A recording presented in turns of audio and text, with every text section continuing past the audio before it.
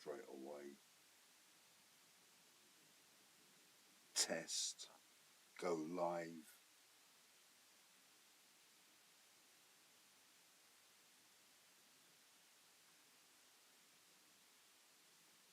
Top click, looking good.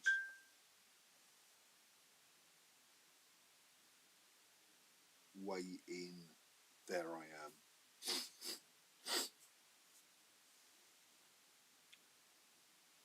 Okay guys, good evening.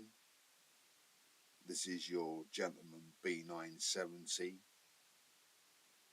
in YouTube land. I'm just looking at myself live here. I can use two screens actually. If I want to do this, I could do a two screen early, perhaps go into two screen, but we'll just say hello to the guys. Take your time if you're coming in and all that, nice and easy, although I can't be here for hours and hours tonight. I won't be able to do it. What I'm doing is checking my phone. I'm doing certain things. You remember the Apollo mission? So, disengage phone.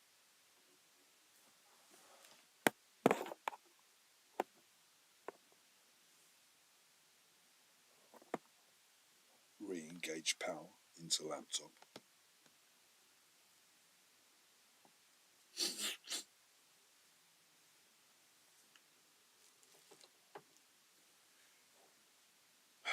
Turn on computer number 2.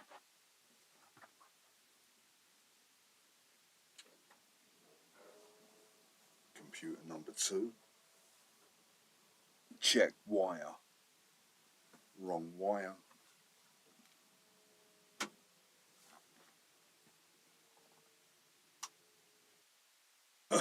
Look for correct USB cable. Looking for correct USB cable.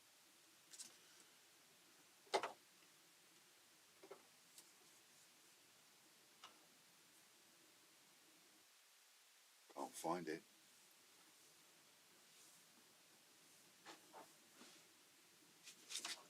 Check slowly.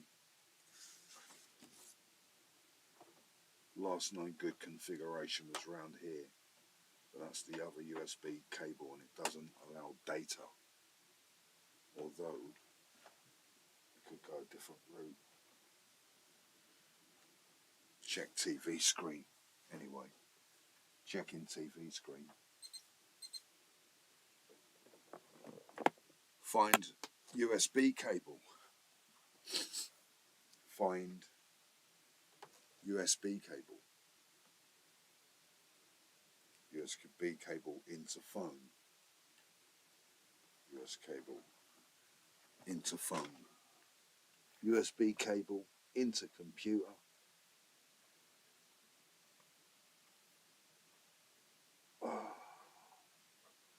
Can't find the USB slot. Looking.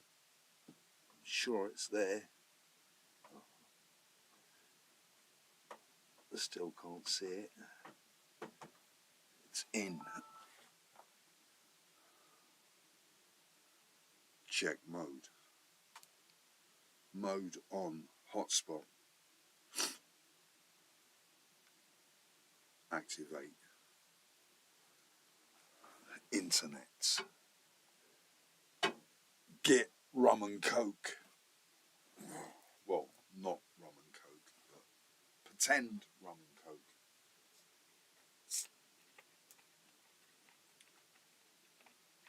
B970 Tavern.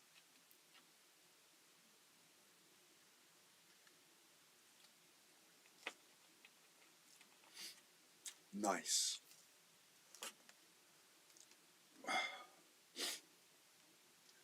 Operate mouse. Operate mouse. Select internet. Turn on Bang & Olufsen player. Turn on MIDI that I don't need at the moment. Boot onto the internet. Next stage.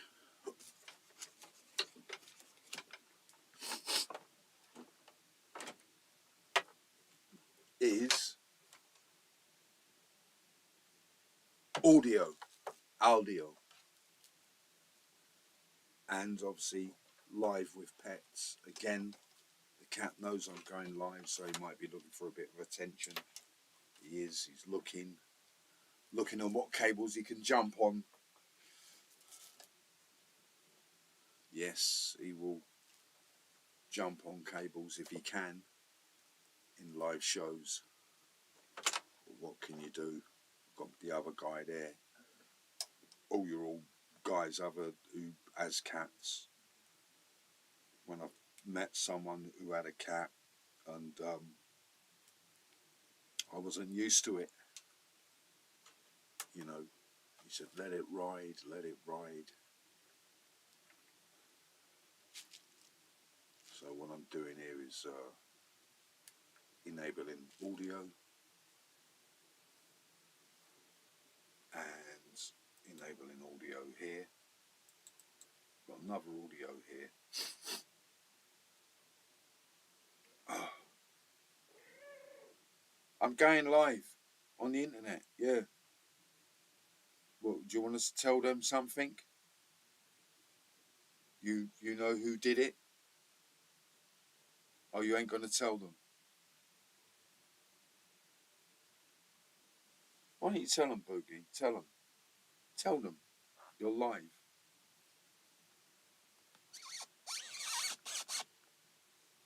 Tell them. That's it. See that? Look, he's telling them.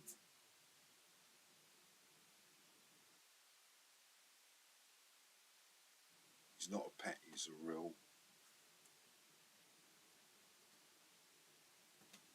Hey.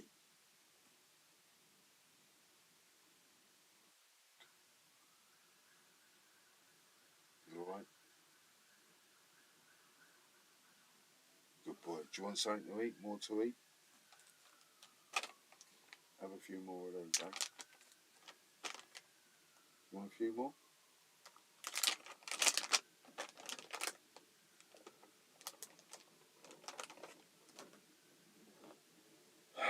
The other reason I'm going live as well is because it's really getting tough when it gets winter time with pets and that, because they're not like us, they get cold.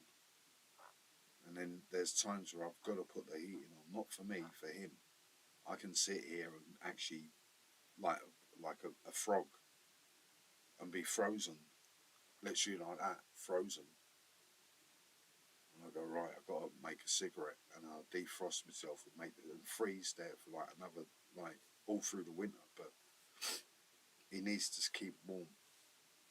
So this is like a psychological thing, because I feel warm. So if I feel warm without the heating on, well, then maybe so will he, because he'll notice that I'm warm.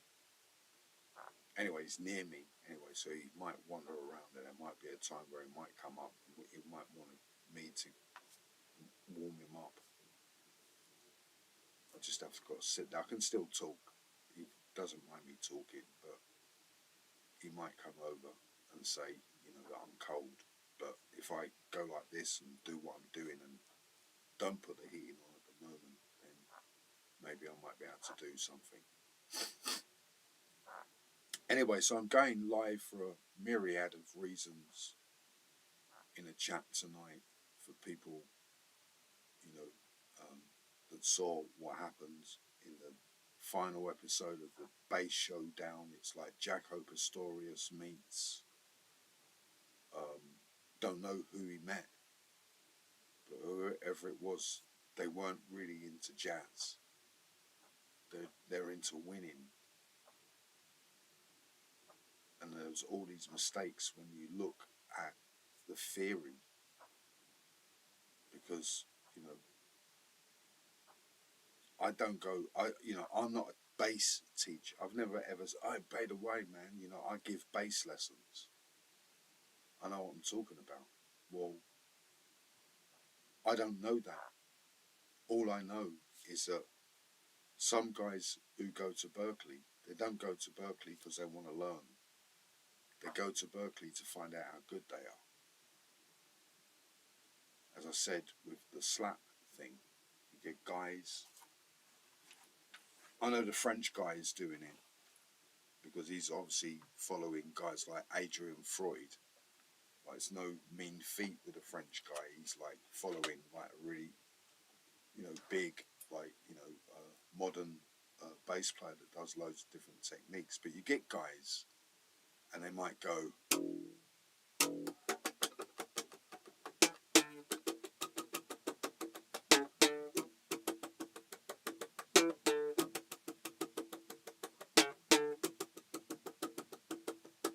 so they tell you that all of these 16ths are 16ths. They might do the 16ths in different ways, where they might hammer on or tap or pluck or maybe even put a triplet in, right?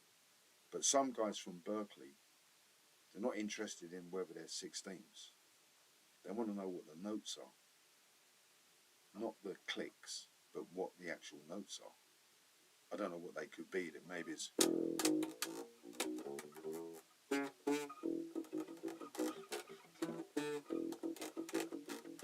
they want the notes, not the slap. So if you get people that go on the internet as teachers and they don't explain this, then what are they teaching you? What can they be teaching you?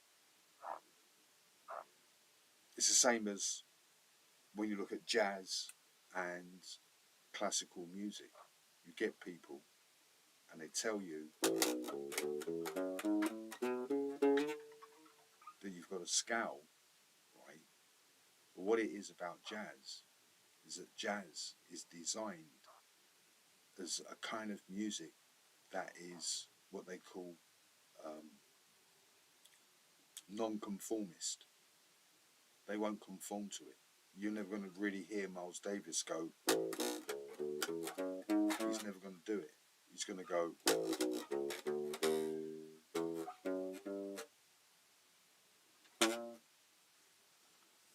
That's what jazz is about. That's what part of jazz is. It's not the lick. It's the intention behind it sometimes. That you know that the reason why you're playing the music that way is not because it's B major. It's because it's B major, non-conformist.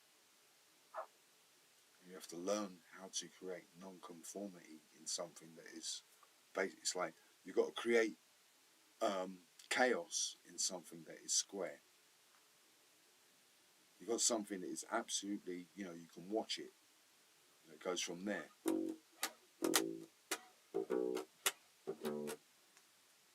they can see that it's square, and then something happens. And then you start adding the non-conformity to it. As I said in other videos, monotony. What is monotony? It was banned. And why? Because it was the Europeans, the people that believed in classical music, that banned it in World War II. It's like when you look at the Billie Holiday thing, there's a guy that came, it's like a AI Billie Holiday sort of like comic strip. And they were reminding people about Billie Holiday, that she too came to England. It wasn't long after she come back from England. She was even chained to the bed. I bet she was even gagged too. Something round her mouth so she didn't say anything. I'm not going into it. I think I've done this in a live video. What they did to Billie Holiday is pretty bad at a certain level. But she came to England. She saw what it was like over here. That's what it is. They can't believe it when it's like, you live the whole life in Jim Crow. And they're all going like that at you. Like Malcolm X and everything. So they all believe it's the same all over the world. And it isn't. The big question about this is Canada. I think there needs to be more research on that. How, because it's a Commonwealth country. So is this jingoism something that is like secretly beset to that continent?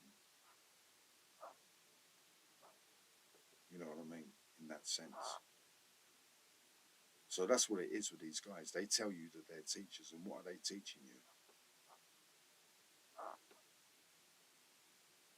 you've got to learn a major scale or a minor scale, and that's jazz. No, jazz is non-conformity, and it's not just the music; it's the clothing, what they believe in, everything. That's why sometimes they talk about what you call orthodox jazz people. That's what they're like. It's not just the music; it's everything.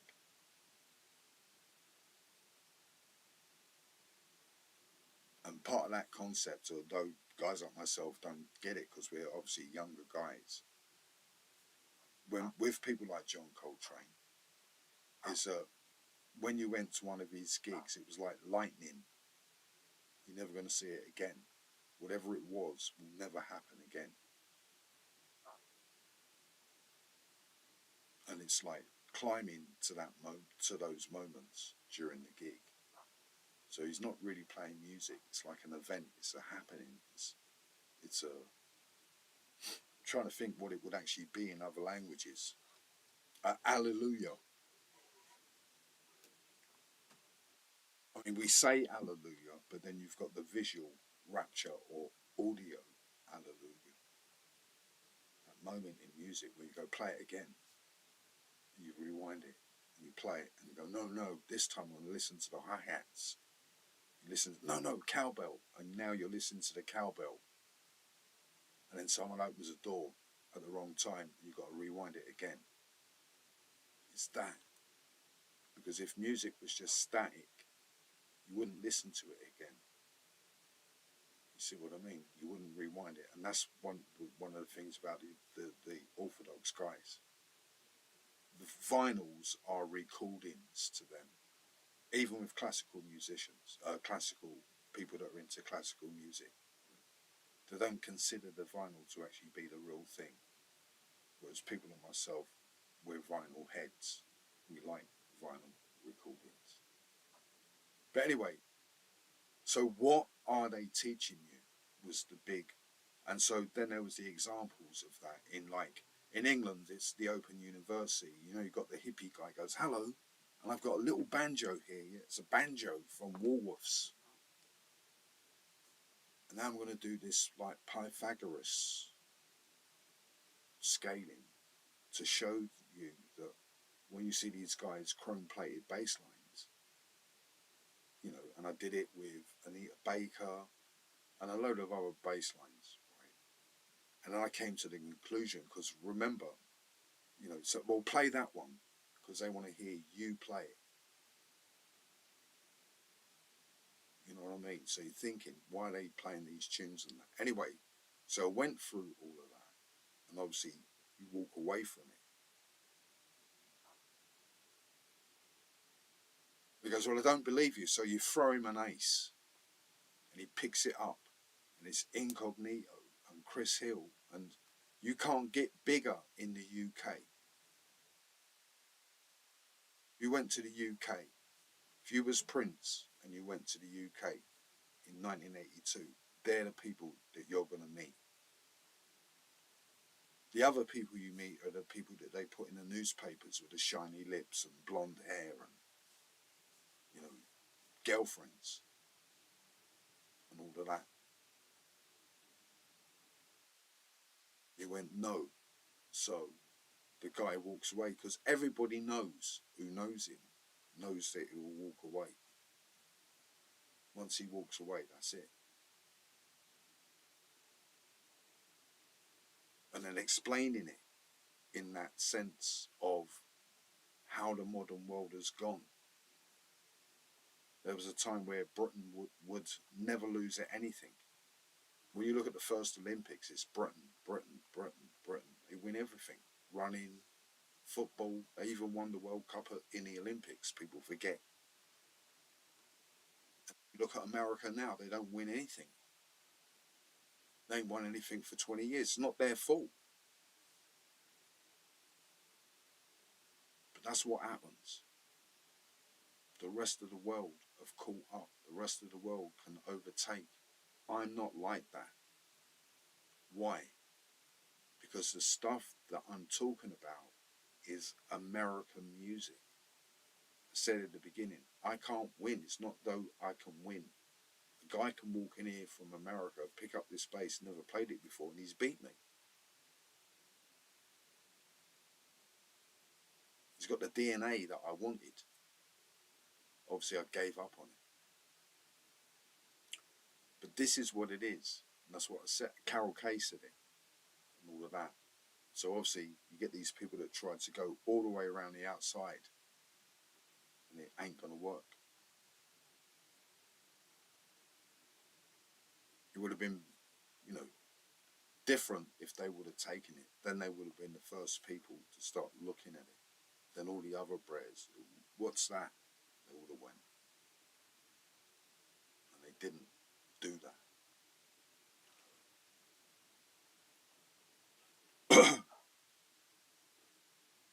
Now, the other thing,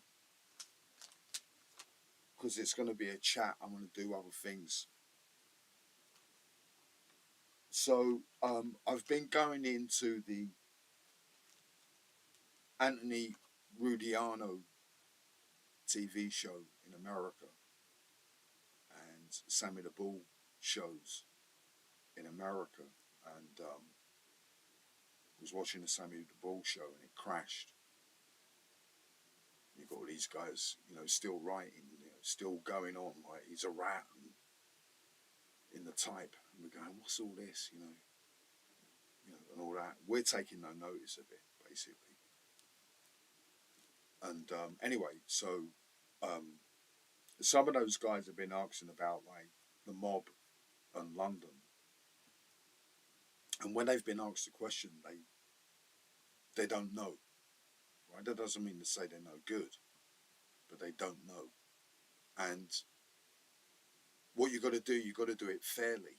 So let's say you met some Charlie Potato guys from London. Yeah, I'm Charlie Potatoes. I know everything, like blah blah. You see these guys on the internet. You may have seen guys like this. And then you ask them, what's going on in Paris, for example? They go, oh, don't know. They don't even know what's going on in Amsterdam. So, some people do. But these guys, they don't know any. So what it is, to make it fair, you know, it's not going to be in the jurisdiction of guys in New York to know anything about whether anything was going on in London, but there was. And what it is, it's in plain sight and overlooked. It's in plain view and overlooked. It doesn't mean to say that Anthony Rudiano and those guys don't know what they're talking about, because obviously, same thing. If someone asks me what's going on in Paris, or I don't know, it's not my jurisdiction, right? Sometimes it is. Might people say, yeah, I know what's going on. So what it is that the first thing that Sammy the Bull and all the guys in America kind of got to understand is that, you know, London is in the United Kingdom, and the United Kingdom is connected to a continent, and that continent is Europe, and Italy is part of that continent. So Italy is down there. You know, if you live in New York, right, you know, Italy is like, I don't know,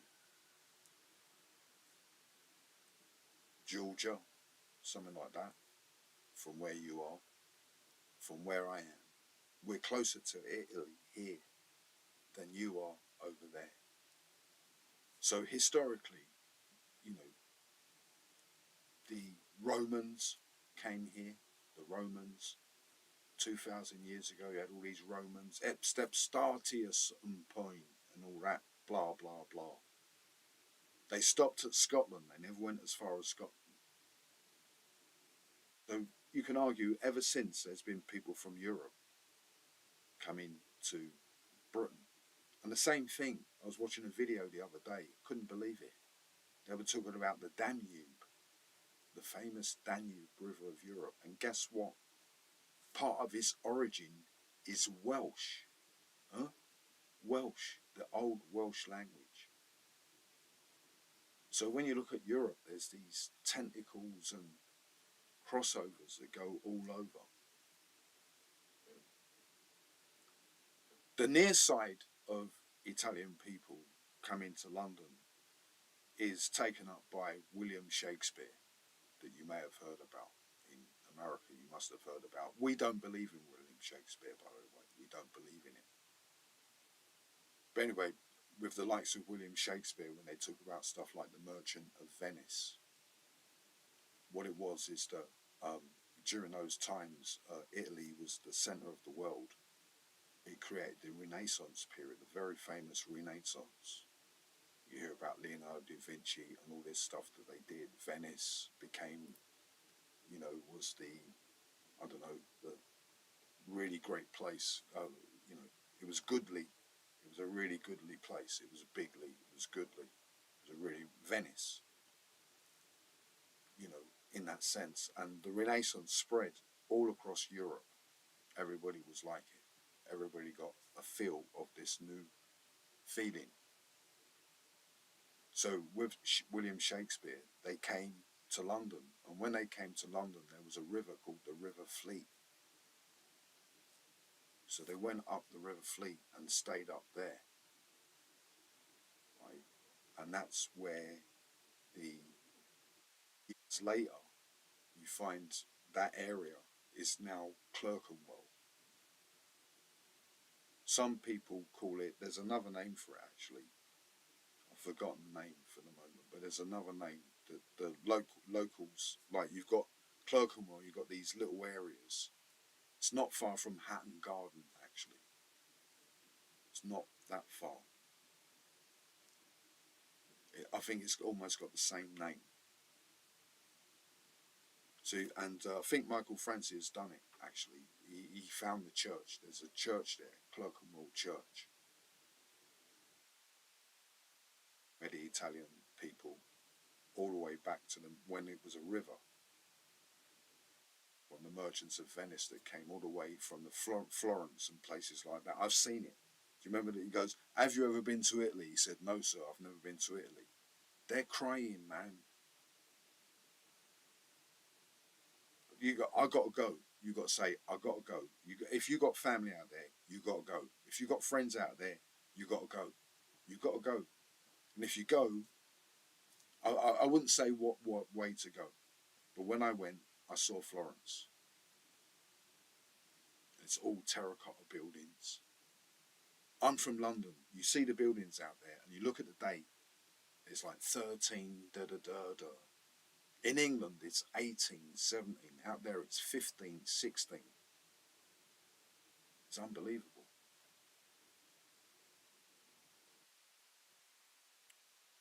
Now, there's one really big name, massive name. It won't make sense to the Americans at all. Doesn't affect the Americans in any way. And it's a family name, which is when the merchants came here, some of the families made a fortune. City of London. They made so much money, they named a street after them. They're called the Lombardo family. The Lombardo family. And if you Google it, you'll find a street in London called Lombard Street. And that's right beside the Bank of England. It's one of the richest streets in the City of London. Used to be. And they're Italian people. So that means that, to the Americans, let's say you're doing like an American movie, yeah, they got royal family. Over here, you meet Lady Lombard, da da da. Oh, hello, my name is Lady Lombard, da da da da. Here, you see the paintings going all the way back. It's not like in America they arrived. They arrived in like 15 something, before the fire of London and all of that. Well, maybe after, I don't know actually. So the area is Clerkenwell. It's like the main kind of area, those kind of areas.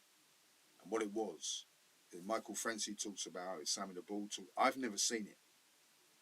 Never seen it, but I did do a live where I showed you a picture, a painting. real painting, real oil on a canvas. So what it was is that they had this thing called Peaky Blinders. I've never seen it. I've seen clips where they're all, Ray, you. He goes, what do you mean, me? He goes, I'll blow your head off. He goes, why? Because you ain't bought me a drink. You know, I do a Lenny Henry version of it. And, but one of the biggest families in Peaky Blinders was a family called Sabrini. The Sabrini gang. They were massive.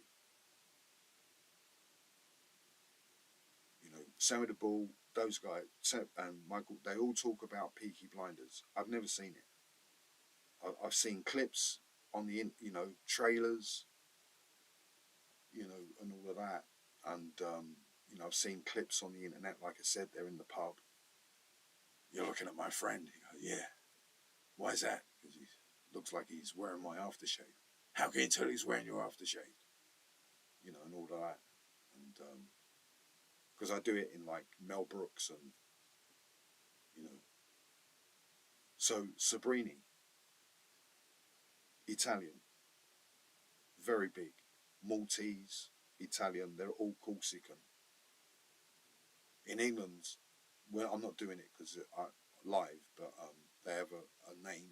We have bad names, you know, like in America they've got the same thing. So in England we've got the same, you know, they're all the same olive Mediterranean types. Greek, Maltese, Italian, Corsican, French sometimes. All together, sometimes very separate, but then you had the Sabrini gang. So when they left, well, they didn't leave. I think they retired, or they just changed operation. They went legitimate, or they calmed down. The guy that took over, or their mentor, was Billy Hill.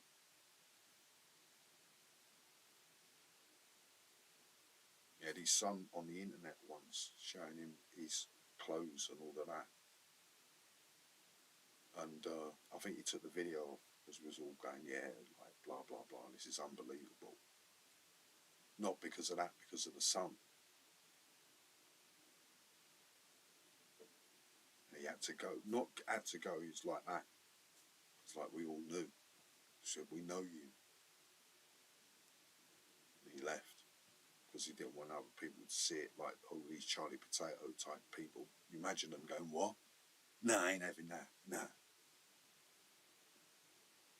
So obviously the twin brother Craig, they were runners for Billy Hill as young guys. What does that mean? They used to go up the West End and they knew Billy Hill and they go in there, go, you two, come over here. And come over and they go, right, go and get me a cheese sandwich, ham sandwich, newspaper. They give him the money and they go to the shop and buy it for him. Anything he wanted, like, all right, right, send this parcel here. And they'd send it. But normally it would be to go and get the sandwiches, crisps,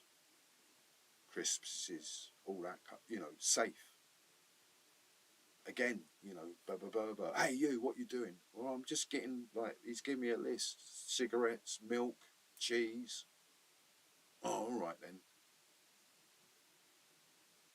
Because when you see the Charlie Potatoes types, they sometimes over-sensationalise it. In real life, it was probably, you know, that. It is things like that sometimes. It would be things like that as well. And then you argue it kind of goes dry. After that, nothing, zero. Then after that, in the 90s, you get celebrities and, oh yeah, and I was like that, and I went out, and I was in New York, and I met these guys, and they were called the Paquicos. Yeah, and I went with them, like, and I didn't know who they were. You know, the Piccalillis, they were. That's it, the Piccalillis. Right? So what it is that in England, everybody knew that, you know, these guys were Italian, but they never ever conflated that as being something that was more what you call initiated. In America, they come flat out with it and just call it the mob. So even though they were the mob, The Sobrinis, they're really, really big. There's no thing in England where you protract the initiation of it being, carte blanche mob. It never happened. And one of the reasons why, because it's England. It's like an island. Like you say, you see Sammy the Bull or Michael Francis, they go, well, what happened? He goes, well, nothing. He goes, well, what do you mean nothing? Well, for years and years it was nothing. Why not? Because no one's supposed to know anything. We don't exist. Hmm? So in England, where everybody knows everybody, someone finds out that you're going around saying you're a mob guy, what are they going to do? They're all going to beat you up. It was in the Italian Job. Do you remember the Italian Job with Michael Caine? And he goes, we're very organised over here. You better watch out. He went, right, if anything happens to us, like, because that's what it was. So in other words, and again, like in America, it would be, but over here in England, in the olden days, they used to punch you in the face and kick you in the bum, and that was it. In the olden days, it's like really weird, and you see it you see these images from 1820 when we're walking past school, and you see two of them going like that, and one of them kicks him in the bum, goes, oh, and then they walk like that, So it could never operate. If you're going around, or the rumor is you got like mob guys, the teenagers, the kids will just go after them in England. It's very strange over here because remember, it's a long time ago. You go somewhere like Scotland. If you're an American, you go like Scotland, and one of them will be going like that, and the other one will be going like that, because they want to get you in the pub. If you go in that pub, all the people in Scotland will hate you. They'll hate you, don't care who you are, they will hate you. And if you go in that pub, then all these ones in Scotland, they hate you. It's very, very weird. There are a few American films that kind of highlight it for the Americans if they're watching. I don't know whether they are watching because I can't see whether anyone's in the room. I'm not looking, but To Sir With Love would probably do it for the guys like Sammy the Bull and that. To see that abject, what you call old-fashioned Britishness, because everybody kind of knew what everybody else was doing in those days. So if you're going around with a leather jacket saying you're like the mob, they'll all jump you. Yeah. So the Italian people in England kept themselves really low key. I've met people who talked about certain areas where there were people that were working, operating as Italians. And this is what Colombo said about this. Not all Italians are all cotton wool in their mouth and want everyone, I'm breaking, you don't hear like people in England going around, you're breaking my balls, you're breaking my balls. They speak like me.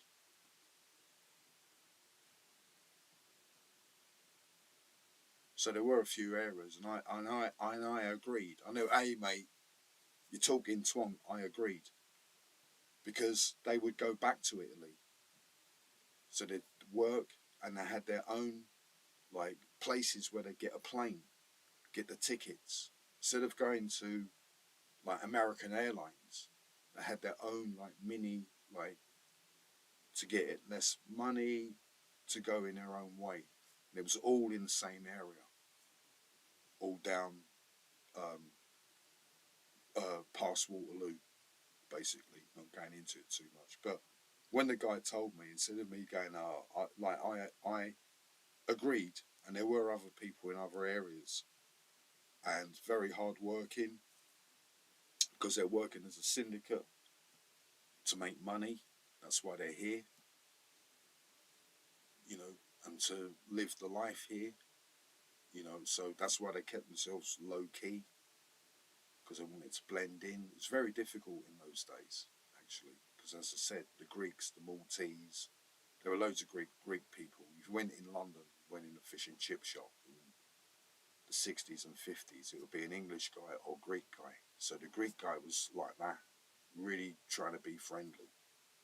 And the English people like that. Some of them were friendly with them in the end. It took a long time. So with the Italians, it was more secretive. They didn't really want to, you know, sometimes be known to be Italian, kind of thing. Because in those days, you could at school and that you'd get really could get in a really bad situation at school in the 50s and 60s and maybe the 70s to a certain extent. You know, in England, you know, everybody did. That's what it's like. Everyone did. It's just complete peer pressure from the top. So you had the Sabrinis, who then ran that field, and then, like many people that talk about that, they then began to settle down after doing what they did. That's what it is with people. I've done that. I've made enough money. Now I'm just gonna take it easy. Where other guys, I want more and more and more, and then they have the car crash. Yeah.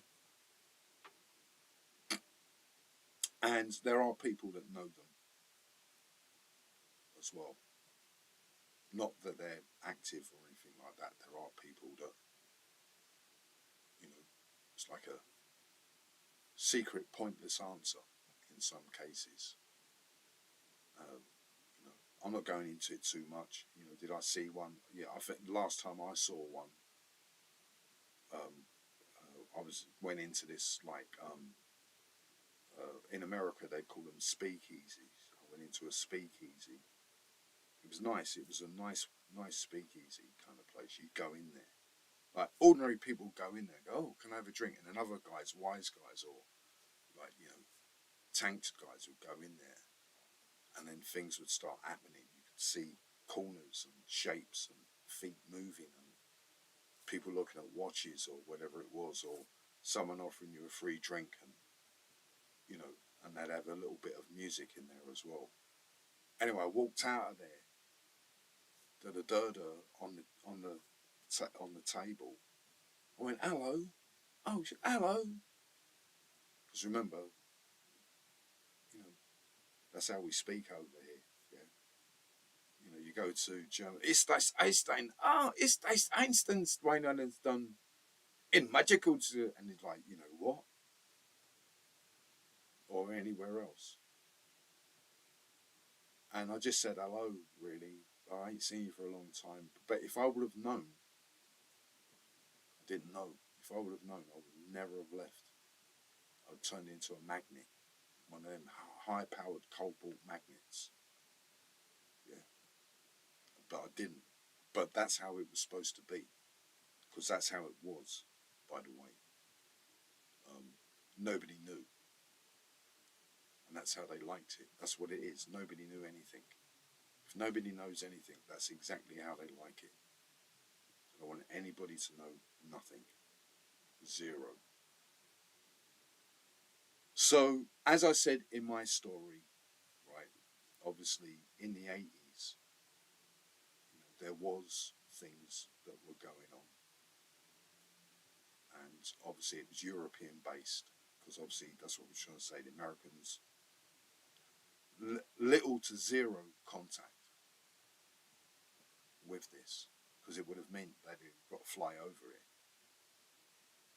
You know what I mean? And that's what we thought when we first saw Sammy the Bull. This is what we believed he was going to start talking about. My name is Sammy the Bull, and I remember one day that I had to fly to Switzerland. We stopped off at London. And then I got it all wrong, so now I've got to go all the way to Hong Kong. I've got to get a wire to get the money to go to Hong Kong, to go back to Switzerland. Anyway, I'd done it all. And I flew to Brazil, and then we took the long route through the Caribbean, through my favourite places, and then arrived back. That's what I thought Sammy the Bull was going to be like. And he wasn't like that. He was a guy that puts his hands in car windows, and you get guys like that. Bro, la testa, everything. You get guys like this. And that's what they don't understand out there. sometimes. There's a guy that we know that does it as well. He's like a Fantozzi type, but it's serious, Fantozzi, and serious and all at the same time. Everything, all in one go. So what it is with American guys, they don't know this, and that's why I keep popping up. It's not because, I personally, well, we don't like people that are just on the outside. Yeah, we weren't just on the outside. This was big. But it wasn't big in the sense where you go down the street and frighten people. It wasn't big where you have an argument with someone because he was wearing a jacket that someone else had and you didn't like it. It wasn't big because someone was doing a score and it fell apart. It was big because it was all to do with really big people. That's why it was big. I know they were scared. They were scared. Because if you show them, because that's what it is, someone goes on the internet, well, I think it's this, and you go, well, watch. And I want to put this on the internet, then you can see it. That's why they were scared. Because they know that if you put something on the internet that is real, that they can't substantiate that is real, but I wouldn't do that. I wouldn't do it to the bass player and I wouldn't do it to them. I wouldn't do that. But that's what it is. That's the story that we are telling the Americans. The only guy that jumped fast and right at the right time, I know they don't like him, was Johnny Alite. Because that's why he wrote his book. That's why he gave the book that title. Because that's the real top table. The top table is not New York. The top table is the world. That's why he wrote the book. Maybe it's because he's Albanian or whatever it is. I think he's Albanian or something like that. I know they don't like him because he's done bad things or whatever, but that's why he wrote the book. It's not what's happening in New York. It's what's happening all over the world. It's chaired. Obviously, in the olden days, that would be chaired by those guys. But it wouldn't be just the New York guys. It's everybody. Whether they're in Rome, wherever they are, they represent the world table. You go, why? Well, then you got the guy, Chinese guy. They got their own thing, innit? That's why when the guys make a call, he's go, well, I'm going to make a call. I go, well, if you make a call at a Chinese guy, you go, look, we're the mob and blah, blah, blah, you're breaking my balls. What do you think the Chinese guy's going to do? Hello, Bean. Do you know a group from the 70s by the name of Boney M? You look like one. Well, yes. Yeah, yes. Yeah, I do remember. I weren't really into them. Early on, it was quite exciting. I used to have the same kind of haircut, by the way. Side parting. Mixed race guy with a side parting, I used to have, but much better than that. Looked really, really good. When I used to do the side parting, it looked really, really good. But yeah, going into this, I'm just finishing off on this, like this part of it. You're a mob guy and you see a Chinese guy over there. You go like, we're the mob, blah, blah, blah, blah. But what do you think the Chinese guy is going to do if you make a call at him? He's going to laugh his pants off. He ain't going to go, oh, you're the mob guy. I'm sorry, guys, I've got to go. That's the Chinese, not the Chinese crew in America. That's the Chinese crew all over the world. That's the Japanese crew all over the world. That's the Russian crew all over the world. That's the Brazilian crew. Anybody that can make it to the top table. And that's what they don't know. That's why Johnny Alite wrote the book. He had to. because it's the only way to explain. When we saw Sammy the Bull, we were expecting some. My name is Sammy the Bull. I'm going to tell you a story. When I went to Switzerland, we took the long route or whatever it is. We stopped off at Portugal or Spain. And, you know, we stayed there for a while. And then we went to Switzerland. And then we stopped off at Germany.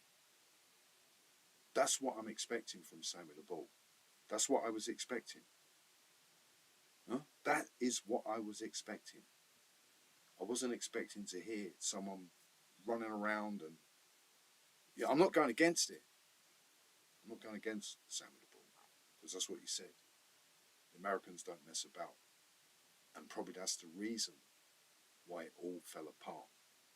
Because the top table, they're not interested in who's got the biggest balls. They're interested in making money,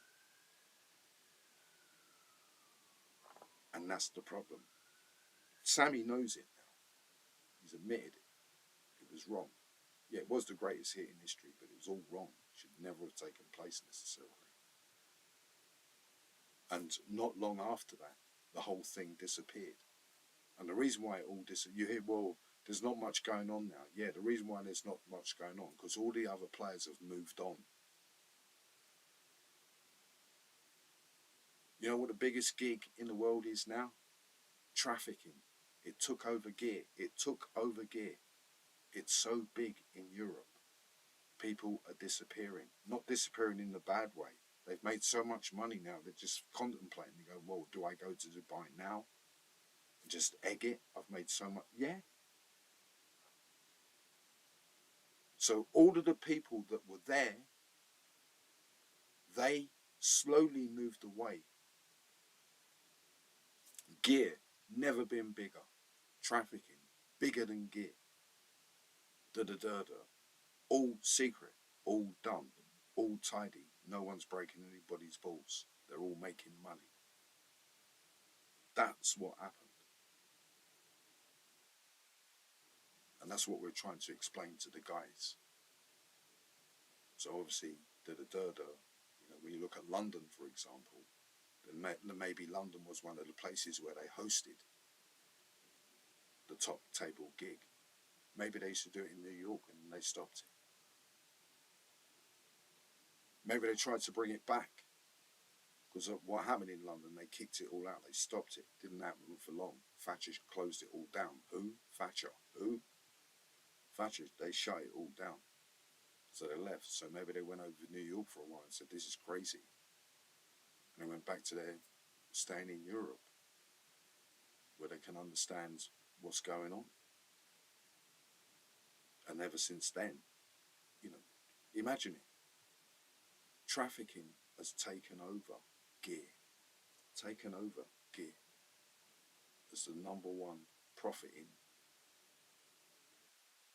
Imagine it. Yeah, well, then maybe we was doing this. In the 80s, we was doing that. 40 years later, that is now second place. It's so complicated. That's why people are now literally sitting there going, well, we might as well do it. And they're just going to fly out to live in the Seychelles or whatever. Because it's not the exchange of money that you think from the trafficking. It's all the social welfare stuff that is making the double hit. When you see homeless people, you don't see them that much in the West End. Well, you do. There's a new kind of homeless person, the real homeless person from another country. You see them. And at Christmas, they're going to get one sleeping bag from a charity and another sleeping bag from another charity. There are so many sleeping bags, they'll be able to open up a shop. If they don't open them out of the plastic, they could sell them. That's how many they're going to get.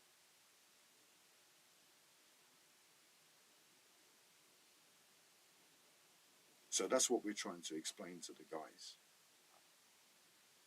It happened in London not long afterwards, to tell the truth. What happens in America happens in England a few years later.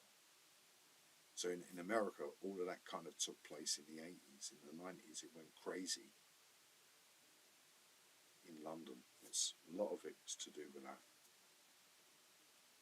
basically. I remember seeing a guy, and I went into a pub. It was in London, so you're in London, you're going down the street, and there's a guy selling tobacco. So to be kind, I went in the pub and bought a drink because, give the landlord some money. Hello, come out the pub. The guy, do you know? Anyway, so I ended up talking to him, and he went like that, and he showed me a picture of either his younger brother or his son. I don't know what it was. All golden hair, sun tanned, on the beach, and they all went through all of this stuff and everything, and ended up in a really bad way, really, really, really bad way. And I said, yeah, I'm glad I got out of it. He went, what? I went, yeah, I got out just before it all happened, I said. So the gear had a lot to do with it. Has a lot to do with it. And in London, years later, it happened again. Pretty bad. I had nothing to do. Wasn't me. I had nothing to do with it. I was gone before it happened. And I did, I really felt, and it's kind of like confirming, like going through that mad gear era that they went through. Not now, because they're solvent now. They understand their limits now. They didn't understand their limits then. I remember when it first started, like there's muscle Mary directors. These are guys that push people to, it's really horrible. You should do a movie about them and they go like that, and they push someone to push that person into someone else. Very direct. Anyway, they could do the movie where you got the guy and he's gone, right, I've got to go in the pub. So he goes in the pub, and you're seeing it in two parallels. So when he goes in the pub, it's empty. You've got two old blokes in the corner, drinking Guinness, and he's in there, and he's like that, and they're looking at him. They don't know what's going on, and then you see it from his point of view, and he knows the guy's turning up at any minute, and the pub is absolutely packed. And he goes like that, and he goes like that, and the guy turns up on time and goes bang. He goes, I knew it. He goes, but don't forget. And they're all watching. Yeah, all right, I'll go and get the money as soon as I can.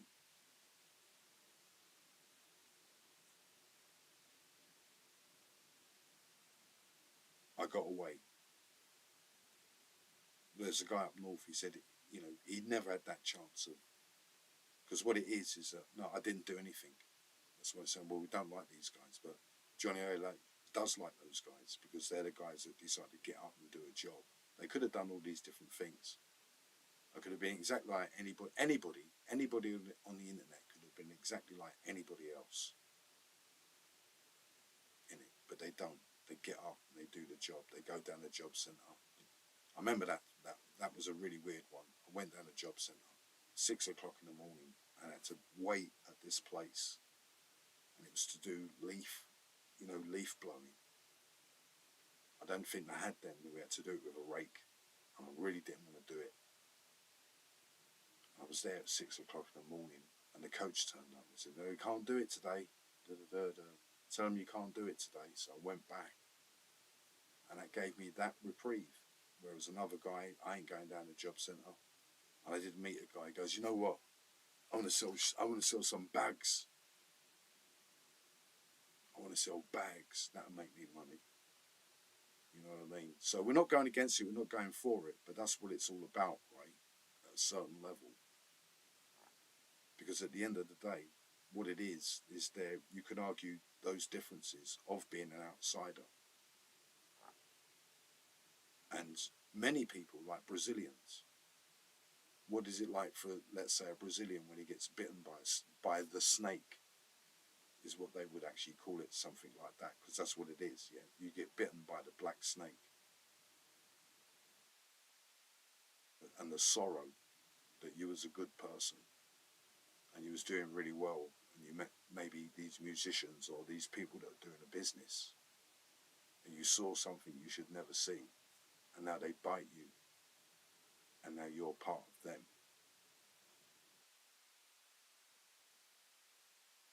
See what I mean? It's that sadness. It's not, you know, in, oh yeah, I'm made. I'm like, in America, they go, right, you know, I was made and I'm made and all of that. You know, they talk a lot about it, right? But to the lower people, who don't get made, what they do is they have a vow of silence. That's what it is when you get bitten, because that's what it is. Because, you know, their tentacles are longer than the reason why these guys are really good. Why are these guys better than anybody else? Because they have the longest tentacles, the longest memory, and the most vicious people. If they come for you, that's what it is. Their heart is here, but you don't see that.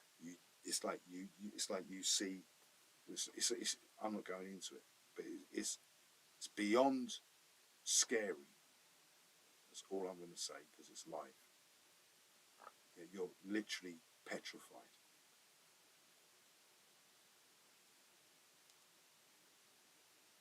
They do the song.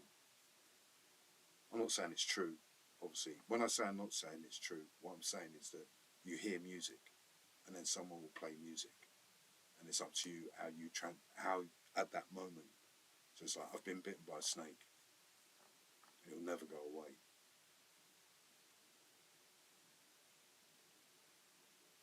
It's one way of describing it. Why? Why me?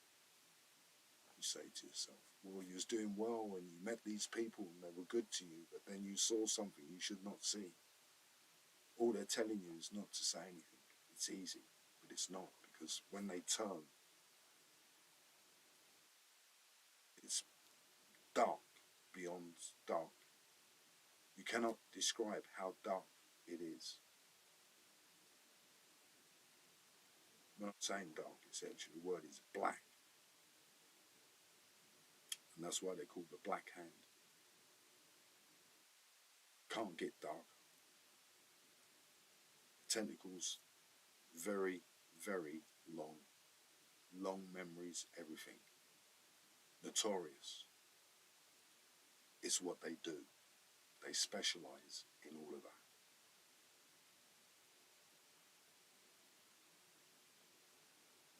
But anyway, as I said, you know, so in the 80s, as I explained, you know, um, it was apparent because it's Europe.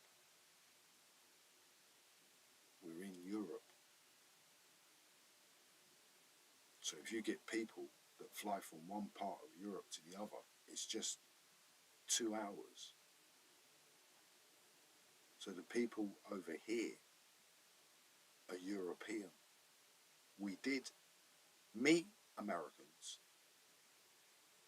It was actually the Americans that told us, by the way, from New York. I think that's why you get the rap star Childish Gambino. I think that's what it's all about. I'm not saying it's true, but maybe that's the reason why. I'm not saying it's true, but it could be a reason why. It could be some like subliminal reason. And they were from New York. I don't think they knew I was a musician, by the way. But anyway, so said it. No one else would say it. They wouldn't say it. She said it. It's like someone else tells you who they are.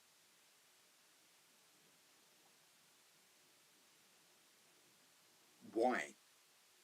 Some people say, why? Well, because it was something that they did. It was part of their operation.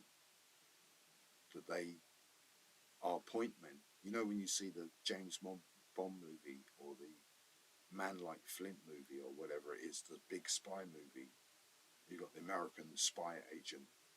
He flies to Europe, you know, and he needs something done, like in James Bond, where he needs to get the computer thing into the room. So he uses a builder. He puts the thing in a crane. You see the thing go up in a crane. James Bond goes up there and he picks it out of the crane. He has helpers. So these people are helpers. They're enablers. they run places where if people need things done, then they get it done for them. They help people. It's like you're pointing someone, now you've got a target. Now you're going to home in on that target.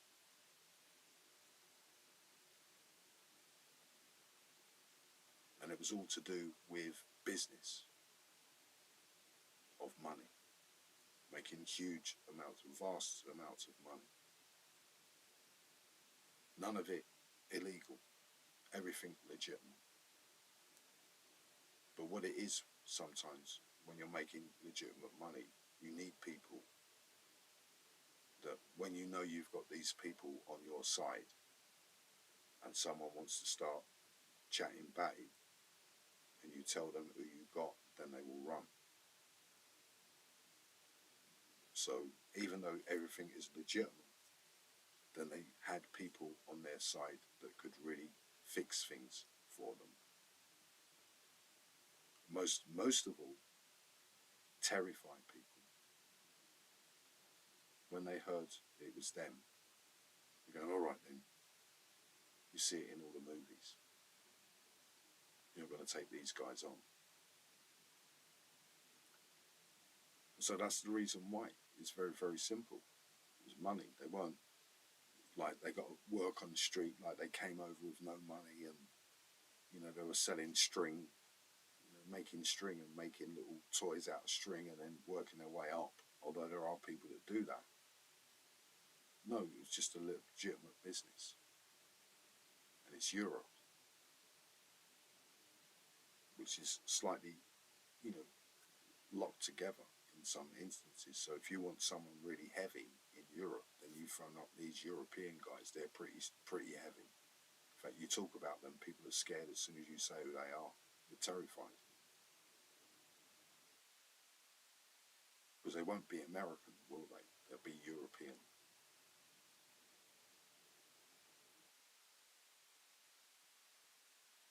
So that's what we're saying. So we were there 40 years ago. I was there. Not I heard about it, I was there.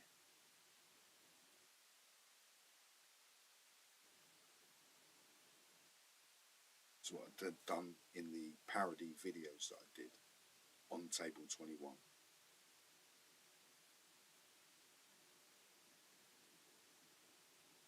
I don't remember too much. When I say I don't remember too much, all I remember is that I think it was on the news and I think it was in the newspaper. I was absolutely terrified. That's all I remember, and I had to go to work. And if I did the movie like the Muscle Mary directors, I'd really go, right, we've really got to get this right. Going to work on the bus. Imagine being on a bus with no tyres, with no rubber tyres. And you can hear all of the grain in the bus, every single pebble that it's going at. The cigarette, you could even almost feel the cigarettes on the bus. And the shadows were so dark. You've never seen it. That's what it was. It's like, I'm not going into it, but you live in the shadows. That's where you live. It's daylight, and you see a car, and underneath the car you've got a shadow. You know that by midnight, that's where you will be. Not underneath the car, but that dark. And they got tickets, and I was like, ugh. But when I got to work, it was okay. No one said anything. But then we obviously had to go to work, and it actually came up in the call, as I explained in the other live video, and it was called out. There was no objections, and that was that.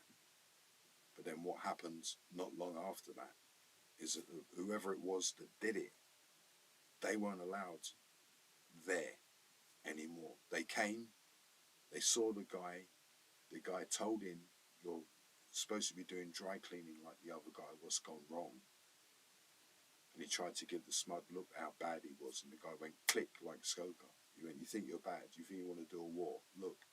He went, and he's got jets, submarines, hundreds of thousands of soldiers, machine guns, begin guns. You want a war? That's what you call a war. And he went like that. His wife was there.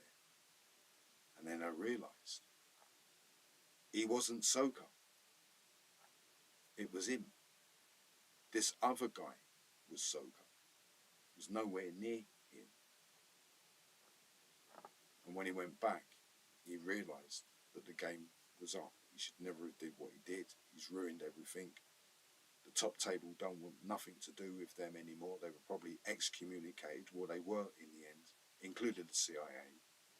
So not only did the mob go down, the CIA went down with them.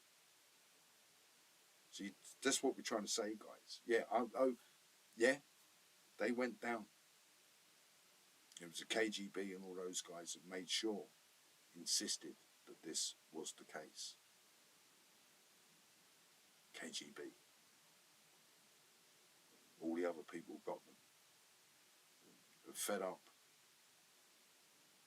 with the same old thing that they were getting. And they didn't want it. They tried for years and no one wanted it. They didn't want it.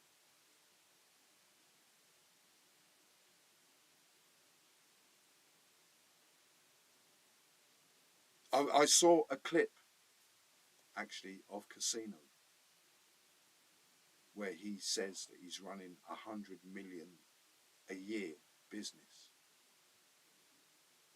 We were probably doing that within a few weeks. It's already on the internet. You've got to find it. I think there's only 2 blogs on the internet that will tell you that they were actually keeping Las Vegas afloat back then. That's why when he went back, he just couldn't believe it. He's going like, I'm really big now. Do you know what? I could buy a casino. These people could buy Las Vegas. Easy. They could buy Texas. They could buy half of America. He was out of his depth. These were the richest people on the planet. Physically, on paper.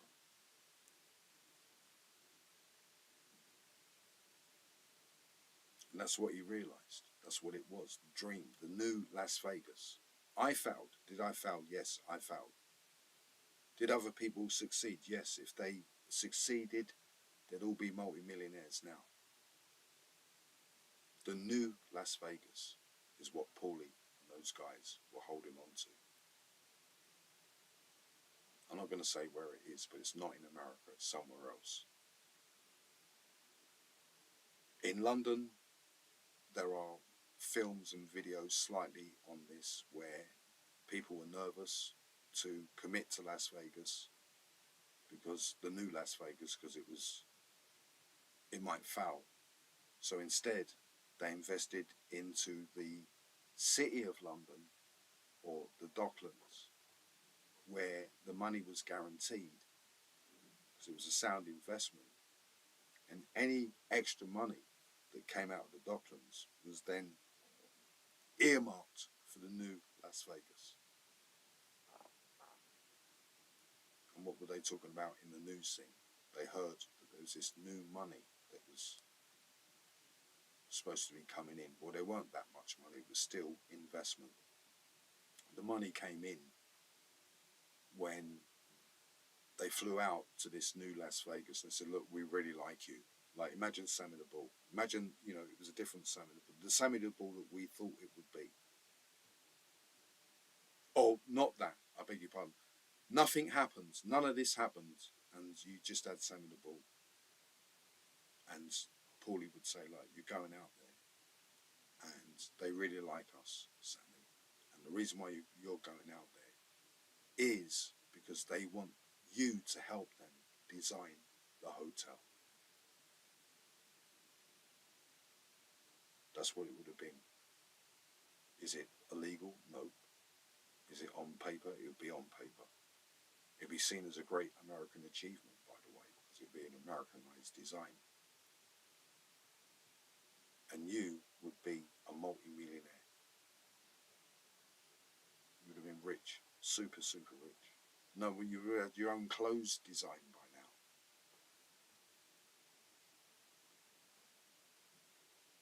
That's what they were holding on to. There are glimmers of it.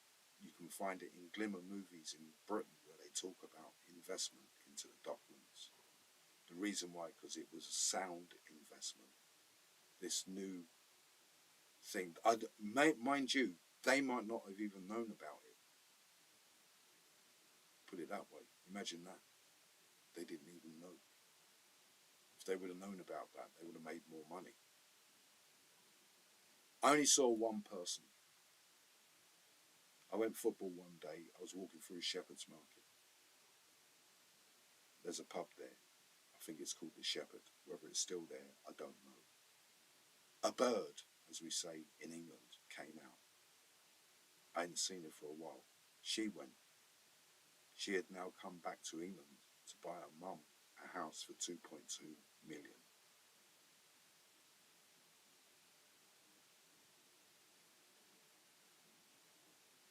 Met her in Shepherd's Market. She hung on and she was super rich. Whether she's super rich now, don't know. Because again, buying houses and all this is not. I've bought a house and you think, wow, they must be rich. But then the bigger the house, the bigger the problems you can have. You buy a house and it's as big as it's as big as this, then you might be okay. But you buy a house with like 100 bathrooms and all that, you're in a big trouble. Very, very quickly. Bigly as well. So that's our kind of take on the story. Johnny A. Light is right. You got the whole world out there. Not only that, you got Hong Kong James Bond, Hong Kong, Berlin James Bond, Brazil James Bond, Russia James Bond, Italian James Bond, American James Bond. You had all of these people too.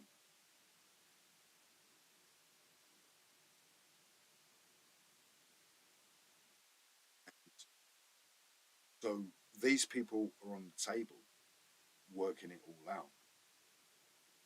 And then when they look and see what's happening in America, and it's all crazy, then they say, well, we just move away from that kind of thing, which is what they did.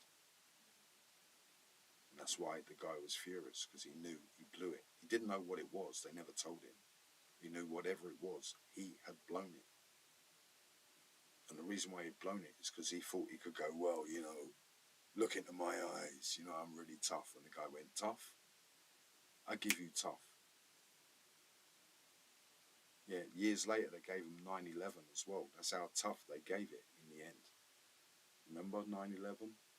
That's what we said to Alex Jones, isn't it? That's why Alex Jones came here. That's a new revelation recently with the Alex Jones story. Is that many people that were with Alex Jones, they only met him there. David Icke recently said, well, I only met Alex Jones there. And he went, I'm coming to England. I'm coming to England. Why? You see? That's what it is. It's like, another way of looking at it is that Scarface movie. The guy at the end, he goes, Tony, don't break my balls. That guy, right, he's in charge of armies. Not armies of people, real soldiers. That's who these people are. So when he tried to give them Roland the eye, he was lucky they never took his head.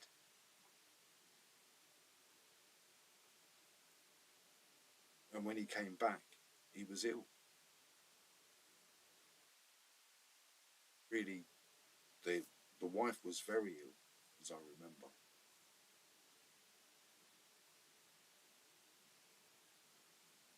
I'm trying to really say it in that way. That's what we saw. Whether it's exact whether you're going to find that in pieces of paper. No, but there is pieces of paper that will put everything in the right time frame, but not on the internet. And I know that from GP chat. All they have in GP chat is a company house record of a proprietor. That's all they have on the internet.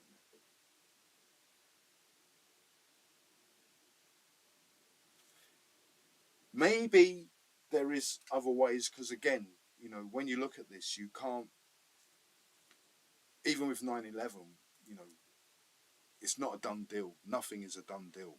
The idea is to look at the different facets. But what it is with the guys is in America is to understand a little bit, because if you think, oh well, we don't like these, what about these, like, what about the Hong Kong crew, or the, you know what I mean, or the, the Bahia crew, or the Colombians? What about those guys? Remember, they're a little bit more serious in that sense. Not the Hong Kong, but Colombian guys and those kind of guys, they're pretty more serious. They're more on it.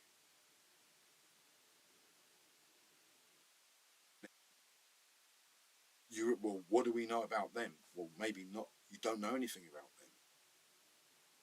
But then don't forget that they too would be watching. They're the main proprietors, like they're the main proprietors now. Not the number one propriety anymore. Believe it. Imagine. Well, we're actually not number one anymore. Number one is trafficking. Imagine it. Imagine to see the day where no one ever think that that would ever end, and it's ended. It hasn't ended. There's something bigger, and it's not necessarily, this guy comes over here and they give you the money. That's not where it's being made. It's they come over here and they need blankets and this and that and da da da da da da da. That's where the money's being made. It's like a symbiotic embezzlement scheme. That you've got wise guys and people like Michael Francie that worked out how to fiddle the taxes. And that's what it is. You imagine you've got these thousands of people that are coming in, and you've got someone there worked out how to fiddle the taxes on it. That's what's happening. And you're literally sitting there going, well, we should leave now. I don't know, maybe we should just keep it private and keep the money under the bed. And that's why some people are nervous, is the next stage will be to have a digital currency. Because what it will do is eliminate, because you've got all these people that have made millions and billions of pounds in cash. By bringing in a digital currency means that they will forfeit all of that money. They won't be able to launder it in the right amount of time or the right frequency. And this is the reason why, because in Europe we've got a big problem, but that's why the problem started. One of the reasons why the problem started is because they brought out the EU dollar. Before, you had the lira, the peseta, the drachma, the franc, the Deutschmark, the shilling. You had all these different currencies, and they turned it into one currency.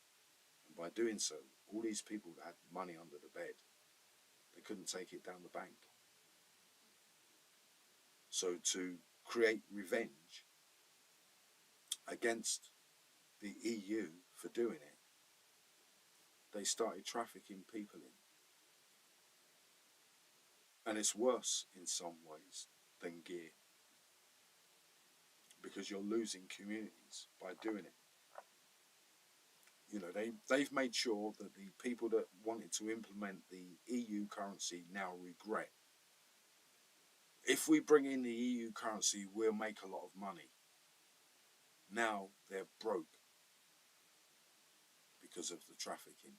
And it started by the guys, because they lost their money in Italy and Greece, all those places. You go see the guy in Italy, he's living in a tiny little house, he's got a garden. In the garden is packed full of US dollars or lira. Now he can't touch the money because they brought in a new currency. He can't launder it. So they're all irate that they've lost the money. So now they screwed up the whole European thing. Obviously, I don't know whether they wanted to go this far. I don't know whether they did that, but it don't matter. There are people there now that are seriously making a mint out of this. You know, good luck to them in that sense to a certain degree, because what it would be, if it wasn't this, they would make money out of something else. These are people that once they see that you can make money out of something, they'll make money out of it.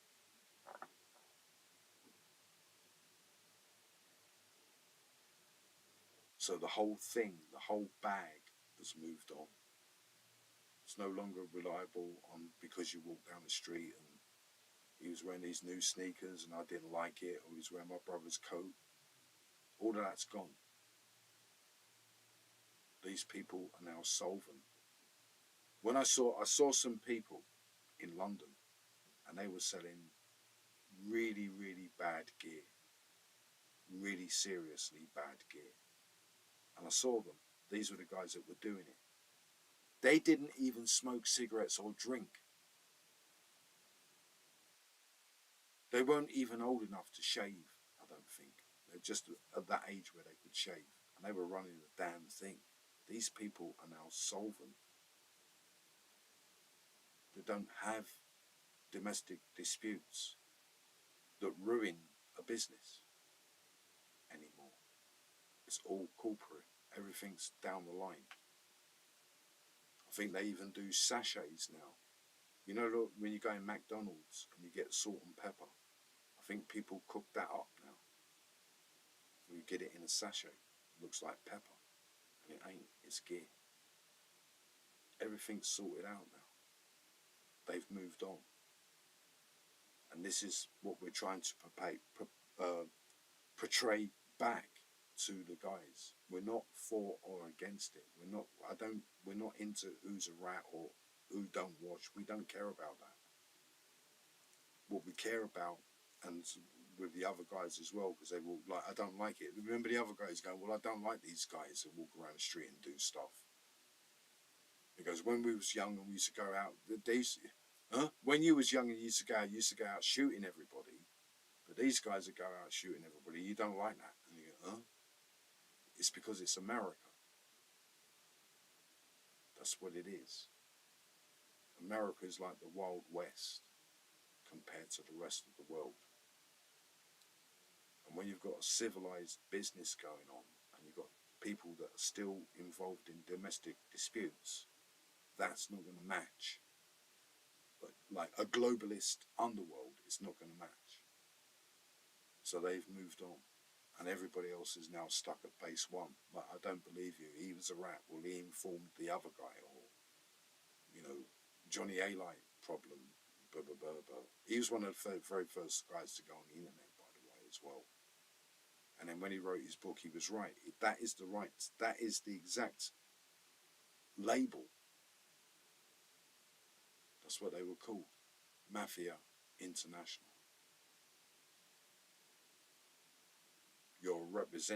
It's like you're representing your crew. The other crew over there is from the other side of the world, KGB or whatever it is, Russian mafia. What are you going to do? Start? Yeah? No, you're going to do business with them, whatever it is. They're going to be, then that's what happened. That's what happened. The CIA were kicked out. It's one of the reasons why. Probably what it was in the movie, the CIA are kicked out. You see the guy being kicked out. And he runs down to Margaret Thatcher and falls on the floor. And then, we must stop this. She closed the whole thing down. And how do you close down the CIA? Well, they got in the KGB and the SAGB and everybody else. So when they turned up, they were there. And everybody signed, however they signed. I don't know what they do in America. They signed it. And that was it. They were out. They only came back after 9/11, by the way. It's not the original thing. The original thing was quite evidentially espionage.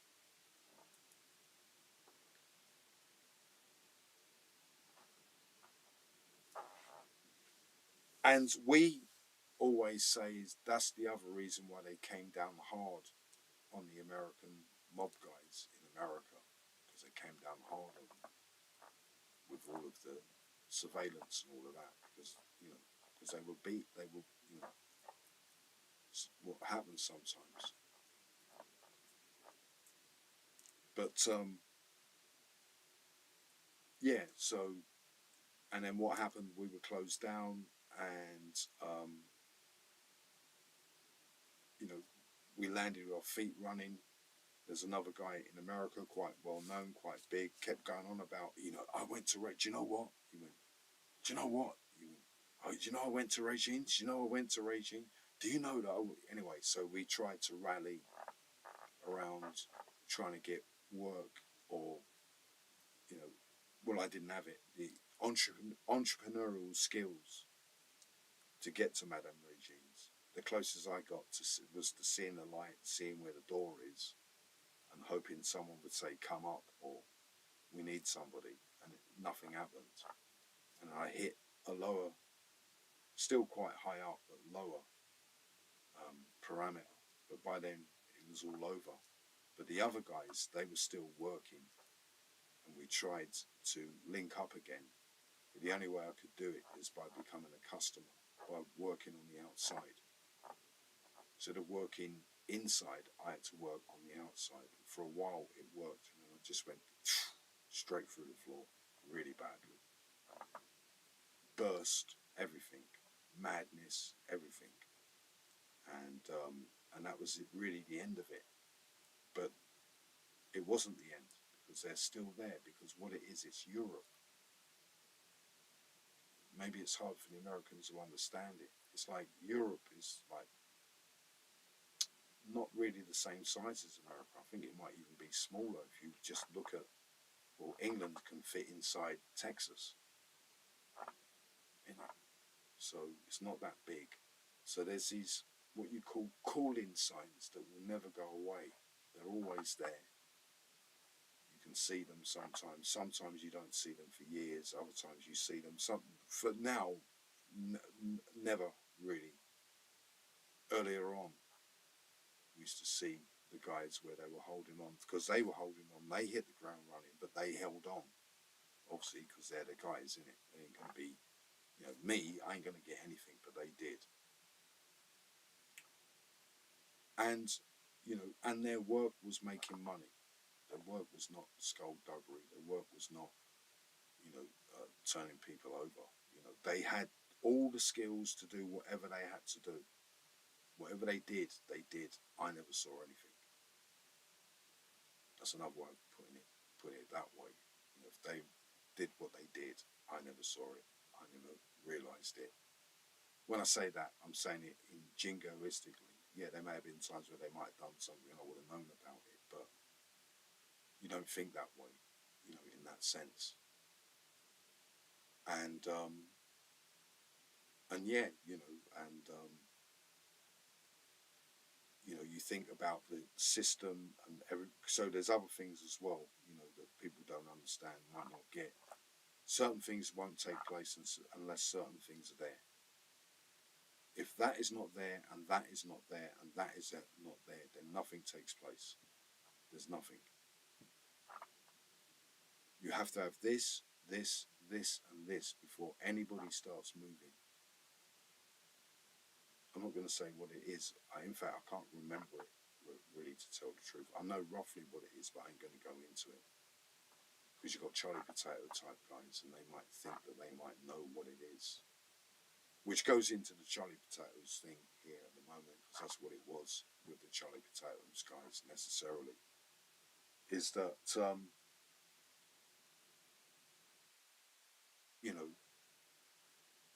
they can't be the people. Because,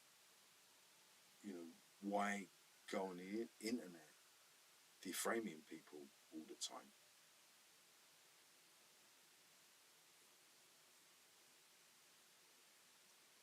If you won the lottery,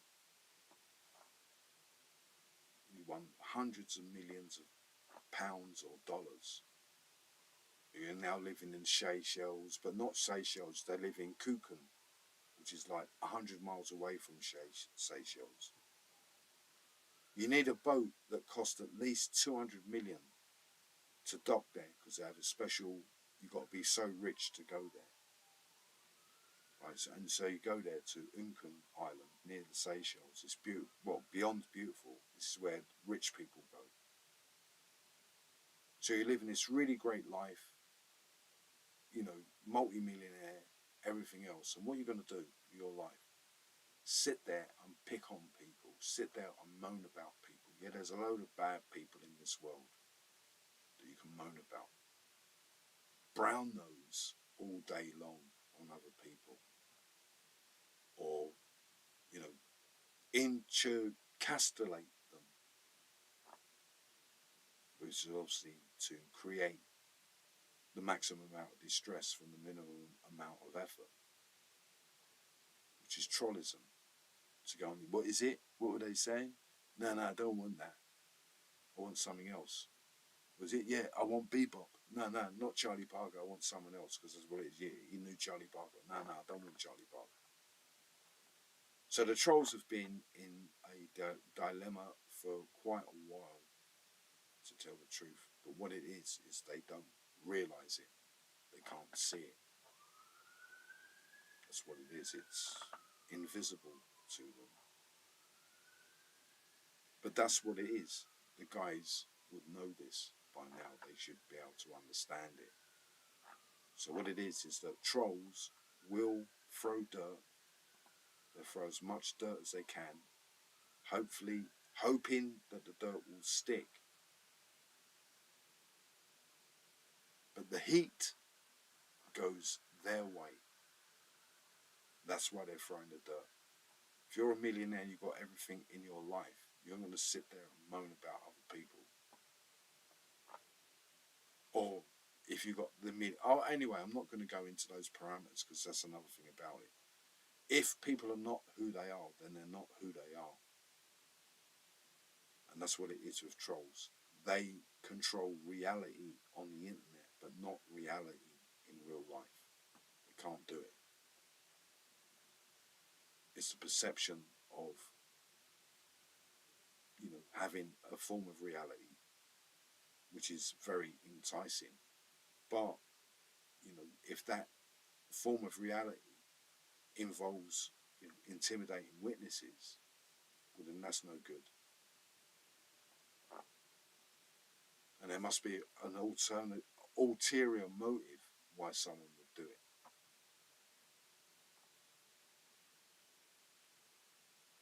You see what I mean? So that's not great. And obviously, you know, there's less and less to write home about that, because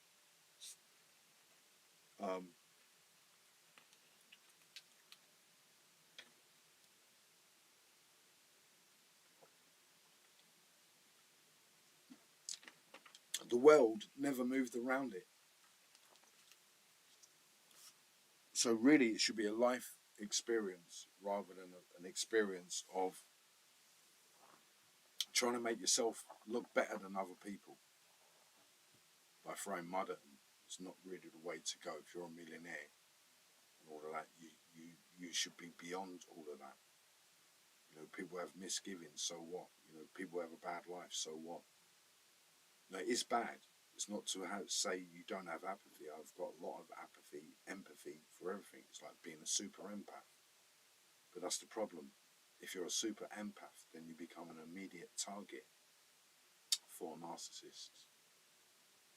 And what it is with narcissists, when they've got a super empath, they're not scared of anything, because they've got a super empath. Because a super empath is like a super person. You know, it's like, you know, let's say a soldier or something, and he goes around the world and he's, you know, swum oceans and fought sharks and beat up, you know, elephants and had a fight with 100 men all in one go. But then you find out he's a super empath. So if a narcissist tries to attach themselves to that person, they won't be scared of anything, because the super empaths can do anything, can run in the snow, climb mountains, you know, defuse bombs. It's been blown up anyway, didn't hurt him. You know, can take a lot of, has a huge amount of tolerance because they're super empaths. So that's what happens. It becomes, and what it is, they can't let go. Cannot let go of the alter ego that they are, the personality that they become. They can't let go of that personality. And yeah, so you're not going to get anything that much from those people, really, at that level.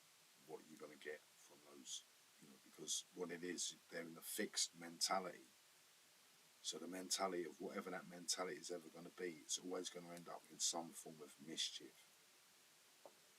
They're always going to lay it out on someone and make it, troll someone and then feed off of it. You know, let's say there's someone on the internet, I don't know, like, some, guy on the internet, and, and then I start going, well, really going into it, and then laughing at it. Well, then that is narcissism, because what you're doing is you're fantasizing about somebody, right? Then in that fantasy, they've done something stupid or wrong or bad or something that you say that you would never do, and then you laugh at it. So what you're doing is you're feeding off of that person. That's what narcissists do. They feed off of people. They feed off their emotions. They've tried to put people in a position where, it's tantamount to them being so far less than the narcissist. And so if you've got one of those people on the internet, then it's pretty bad sometimes, because they can't let go, because if they let go, it will destroy them. They'll go back to whatever it was they were before. Like, when you listen to the people that talk about it, the trauma or whatever it is that they had before comes back if they cannot be this imaginary person. So that's all done, really, in that sense, because I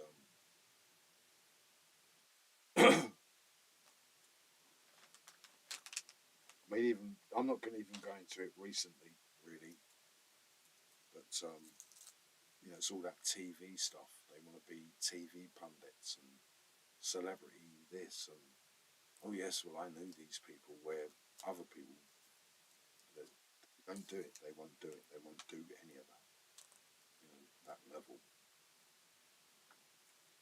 Which kind of brings me on to my last topic, and I might pick up the pace here after this. And this is recently to do with the war. I'm going to check the time here. 2 hours is not bad, not that much chat. I don't know whether anybody's watching the show, it don't matter. So what it is that, again, with the Americans to a certain level, the war that's going on with the Russians and Ukrainians might seem far away. And what it is that it's not that far away. In fact, it's getting very much closer to home for the people in Europe, and maybe soon in America. Like, watch this space kind of thing. So some time ago, maybe a year ago, I'm pretty sure it was longer than a year ago, but it may be 2 years ago, but it may be a year ago. I think it was 2 years ago. It could have been 3 years ago, actually.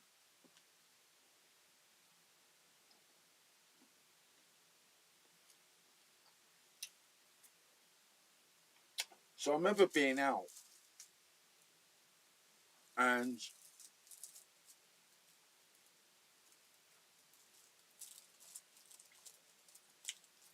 you had these people on the streets that were, like, for the Ukrainian war, and and they were all kind of pundits, kind of pundit types, people over here, intermediate with the press, and, then holding up flags and that in order to get attention. And I went over and started talking to her, and it turned into an argument. And they wanted to do me. Like the bird, she went crazy, and they went, no, she wanted to, seriously, they were going to do me in. It was pretty bad. And the reason why it was pretty bad is because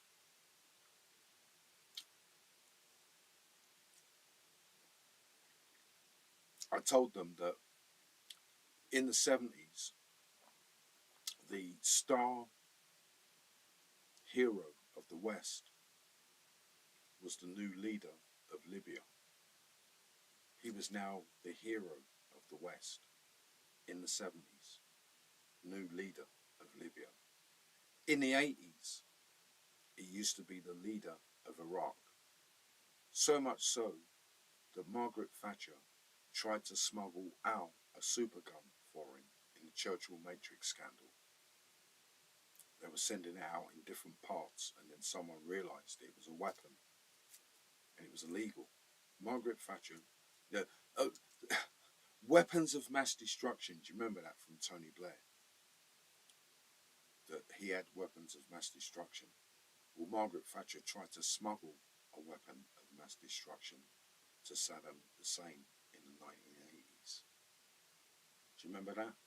Is that all trivial? No, it's not all trivial. That was a major war that was going on against Iran, set up by the West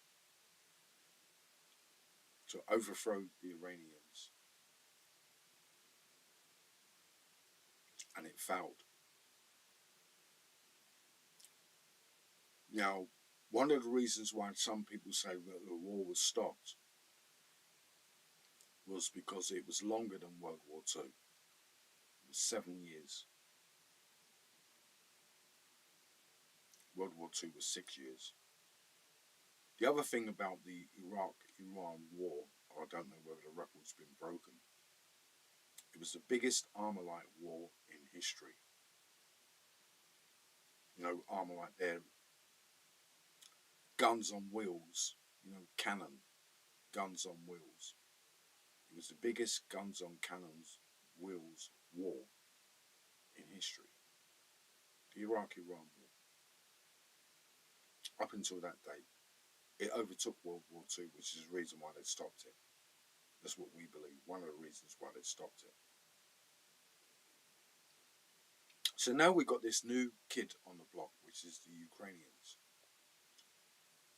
And for some reason, they truly believe that they're going to get a lot out of this war. And it is a little bit frightening because 2-3 years ago, when I saw them, all these British people, all these, not British people like on the streets, but all these people in Big Ben, they're all coming out and handshaking them and giving them money and saluting them and all this kind of stuff. And I did do a live video about this, and I looked and I scratched my chin, right, and I went, do you know what, this government, right, are in bed. From Philadelphia, yeah, Philly. Yeah, we'll come over to Philly in a minute. We'll talk about America in a minute.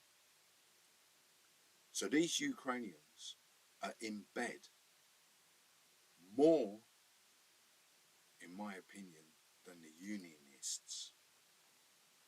In England, we got these unionists. They're the ones that wear bowler hats and all that. They're not the city bowler hats. They're the other bowler hats. They're the military type.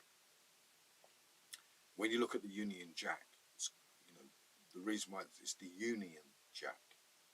So they're called unionists. These Ukrainians are in bed with the British government more than the unionists. That's what came to my head. And I said to them that, I don't think this is going to last. Yes, it's going to last. And, well, it's our money. Don't care whether it's your money. So we had an argument. So today, there was another guy on the internet. Because what it was with the British government is they announced that they have joint security with Ukraine. bilateral joint security. And we've been visualizing, if you like, or noticing that there could be a presence of what you call Ukrainian secret services operating in London. There may be reasons, what they call valid reasons for doing it. Maybe there's Russians, and what they're after is sympathizers and collaborators. And this is terrible, right? This is breaking news, really, in a way. Is that if this is true, right, then it won't be long before it will be almost like an offence to talk against the Ukrainian war, against it. When the Ukrainian war started, I remember seeing a news footage in Ukraine where the Ukrainian soldiers ran up a block of flats to arrest a Ukrainian that was pro-Russian. He was on the internet saying that he liked Russia. So they rushed upstairs and arrested him. They're doing it in England now for other reasons. This could be a new reason in their joint security. We know where you are, right? And we can come for you because, you know, people like myself, it's not that we're pro-Russian. We don't like the idea of the war. And it's proved to be right.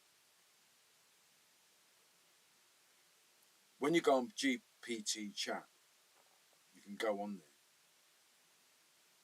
and ask GPT chat how many Ukrainians have died during this war. When I did it, it said 64 civilians. GPT chat said 64 civilians have died in the Ukrainian war. And when I said how many Russian soldiers have died, it said 1 million. So I said to GPT chat, why don't you give me the official figures from Ukraine? And it told me, he said, the Ukrainians don't want to give out their figures because they don't want people to feel bad. And it's part of their propaganda program. They didn't say propaganda, but it's a word very close to it. Their propaganda program, so that no one finds out about their casualties. It's part of their strategy in fighting Russia. So even GPT chat knows that the Ukrainians are lying about the war.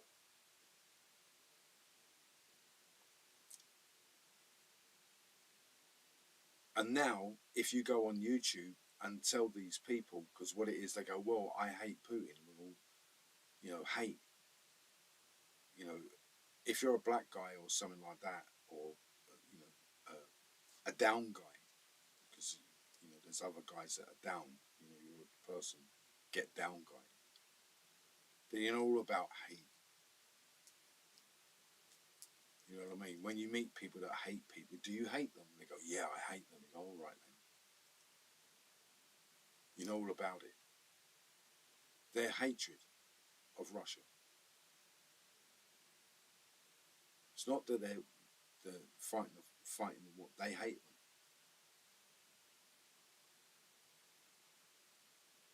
them. And so anybody, we're not defending them. We're seeing what you can see. When you look at the front line in the Ukrainian war, every single major city along that front line is surrounded by the Russians. Every single one is now surrounded. And what I notice when I go onto Times Radio, not so much LBC because it's finished. LBC, it's gone. You know, they have to something really sensational for anybody to watch LBC again. They did it themselves when they decided to put the what we called a gaslighting paywall, not paywall, but firewall. They didn't want people to come into the site and watch what they were saying, and it backfired on them because then they realised that what they were trying to do is get people to subscribe. They had to know exactly who you were to watch a video on YouTube. LBC would not allow you to watch their videos unless you allowed them to find out exactly who you were. And it lasted less than a week. But anyway, when you watch things like Times Radio and they show you clips from Ukraine. Every single clip for the last 4 years has always shown you Ukraine losing. But yet you've got to listen to this airline pilot or guy that works for the RAF, who's a pilot in the RAF, tell you that they're winning, and you've got another guy that worked for the military with a posh Harrow accent that they're winning on Times Radio. You know, they never ever do a video show where that are Ukraine losing? Yeah, I think they are losing. Every single person that goes on there believes that Ukraine are winning. And then when you look at the caveat, the bot caveats that they do, well, they don't do it so much now. We should have kept the nuclear weapons. Nuclear weapons in Ukraine, we should have kept them. They were ours. No, they weren't yours. It's like, if the Russians gave nuclear weapons to Cuba, are they now Cuba? If they put them in Cuba, are they now? No, they're still Russian things. So all of these like gaslighting caveats that these robots have, and we were repulsed by it because it's all snakeskin oil and Scots law and all that kind of stuff. So they think that we're kind of on Russia's side. We're not necessarily on Russia's side. We believe the war, as it stands, is pointless. Because what we're forgetting, this, like, for people out there that are watching the video, because it will be vital to other people not so vital, other people really vital, every word could be vital to other people. Ukrainians are nationalists. Yeah? They're right wing, in other words. Now, they didn't wake up and be right wing, although they were right wing, but now they're ultra right wing. And you don't wake up and become ultra right wing. That goes through initiation. And that initiation is always the persecution of the other. So what it is in Ukraine is that it's actually forensically there. They took over. For people that don't understand this, it was all football fans. They're all like football fans and all of this kind of stuff, and they're all supporting these people, and then there was a revolution out there. And what happened is the pro-Russian government was completely routed by these, revolutionary people, and this new government came up.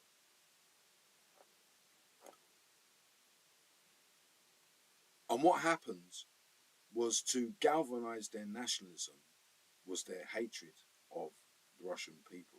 So the people that they were fighting against, they all lived over there. So then they began targeting them. And by targeting them, their nationalism is growing. Their hatred of the other is growing, and so is their nationalism. Right? To the point where they are now bombing, shelling the Donbass. And you think, yeah, they shelled the Donbass for 14 years. So in that 14 years of shelling the Donbass was the same way of growing. Every shell that was landed in the Donbass meant that their nationalism got bigger. It's symbiotic. It works together. Nationalism needs hate. They need to hate the other person. The more they hate them, and the more they can,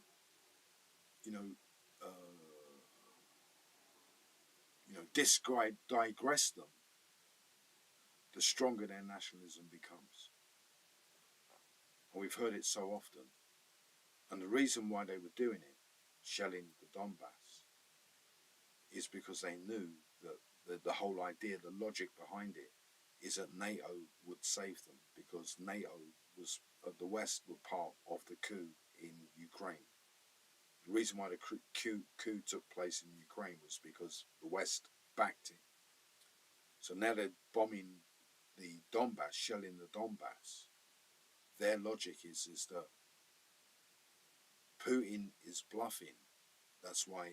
So what it was is, for all of those years where they were bombing the Donbass, they always believed that he would never invade because of NATO. The whole thing about the war, the linchpin of the war, rests on NATO, not on Ukraine. So when Putin invaded, they were shocked. They had now called his bluff. They come out, well, he said he was going to win the war in 3 days. Well, Britain said they were going to win World War I by Christmas. That never happened. We know this. We said it to Obama. The first casualty of war is the truth. And the second casualty of war is the plan. Never listen to plans when it comes to war. They have 85% failure in many cases. And this is what we've been seeing in Times Radio. All of these people, when the Russians were, because I started, I weren't watching, I was listening. Obviously, you had Mariupol, and the Russians now moving into Mariupol, and everyone was saying that, you know, Ukraine will win. You know, and they're going, well, you know, well, no, we think that they will repel them. They're winning, and everyone's going, well, how can they be winning? Russia's just taken Mariupol. No, but they are winning. So when it got to Soledar is when we started to watch what was going on. And again, they said Bakhmut would never fall, and it fell. And obviously, Chasiv Yar, the reason why they never went straight through Chasiv Yar is because they got another city there. Was it Kramatorsk or one of those, Krostanivka or something like that, right in the way. So it would have taken on 2 large cities in one scout. But I think what it was with the Russians, I don't think they wanted to take the cities. The reason why they were surrounding them is going, this is your last chance. If you don't decide now, then we're going to, so, you know, and then they go bang, and the whole front, all the cities along the front will then become Russian. Because we can't keep listening to people. Why? Everyone's saying, yeah, you keep saying that. Yet the other guy goes, well, now they've taken Soledar, they will definitely run out of ammunition by now. And you still got robots going, you said they were going to run out of ammunition 3 years ago. Now they should just be using shovels. So when you listen to these people, right, they keep telling you that Ukraine are winning, but when you look at the pictures, they're not winning. There's no pictures of Ukraine winning anywhere. They're losing. When you look at the map, right, they're losing. And this is the worst part of it, because that's exactly what happened in World War II.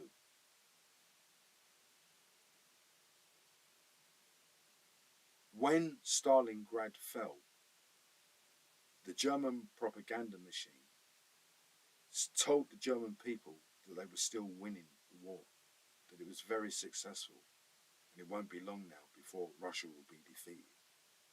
Then Russia crossed the Danube or the Rhine or whatever it is. I don't know which one in succession, but there was 2 of them.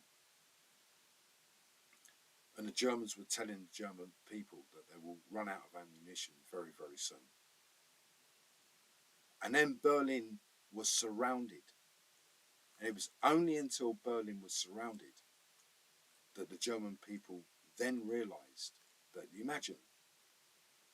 imagine the propaganda being so strong that the German people believed they were still winning the war until Berlin was surrounded. Obviously the West was lost, but the whole focus was beating Russia. When you look at the maps, every single city on the front line is surrounded, but yet they are telling us that we're still winning the war. It's exactly what happened in Germany with the German people. They had no idea they were losing the war until Berlin was surrounded.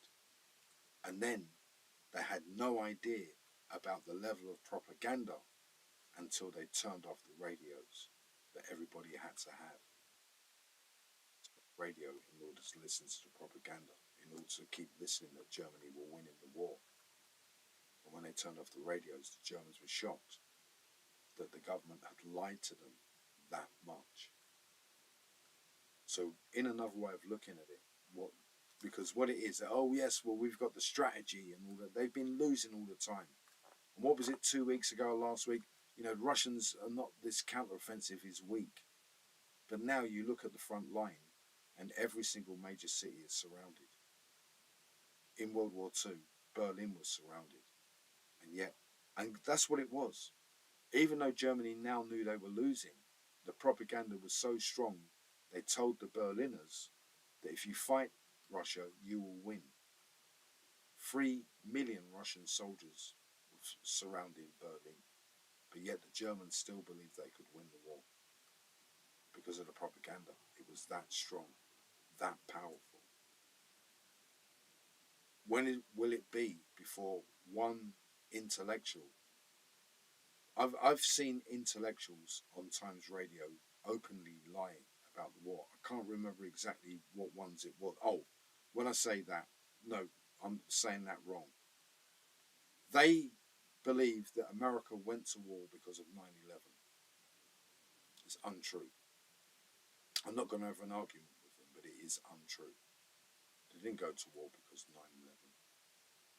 They went to war because they got a mandate by the UN to fight with Iraq and Afghanistan because they had the criteria that these countries potentially had weapons of mass destruction. They never went to war because of 9/11. So why should we keep listening to these upstarts?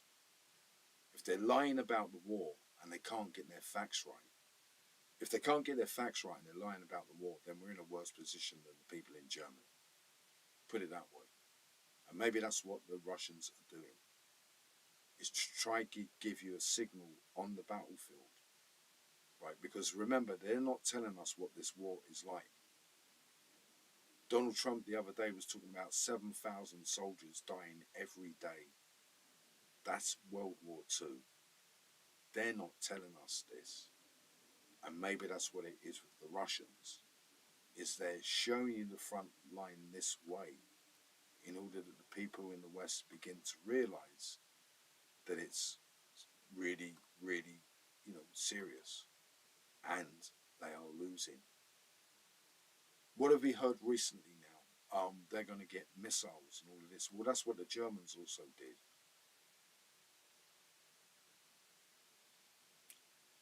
They believed in bombing Britain for the sake of even though the war is lost.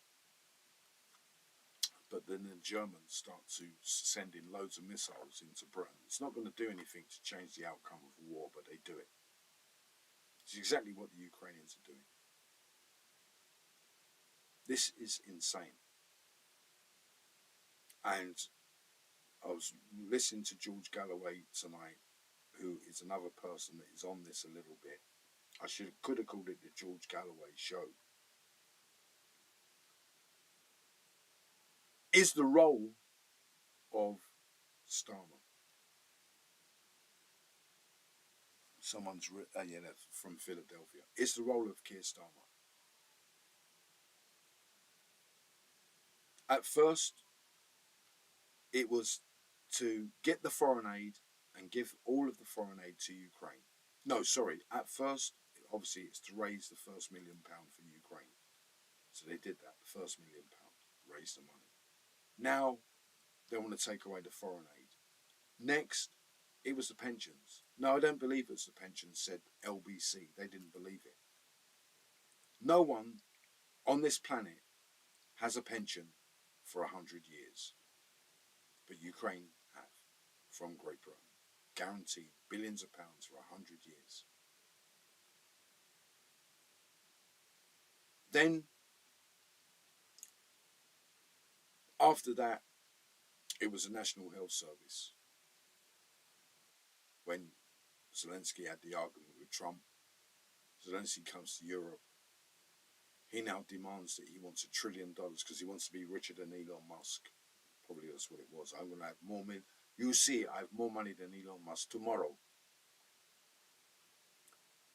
So he then raises $1 trillion. They're still getting the money together, I think, in Europe to get to the $1 trillion mark. That's the NHS gone. That's, huh? Oh, we're going to imagine Labour and we're going to spend 1 trillion on the NHS. No, he has spent 1 trillion on Ukraine. 1 trillion on Ukraine.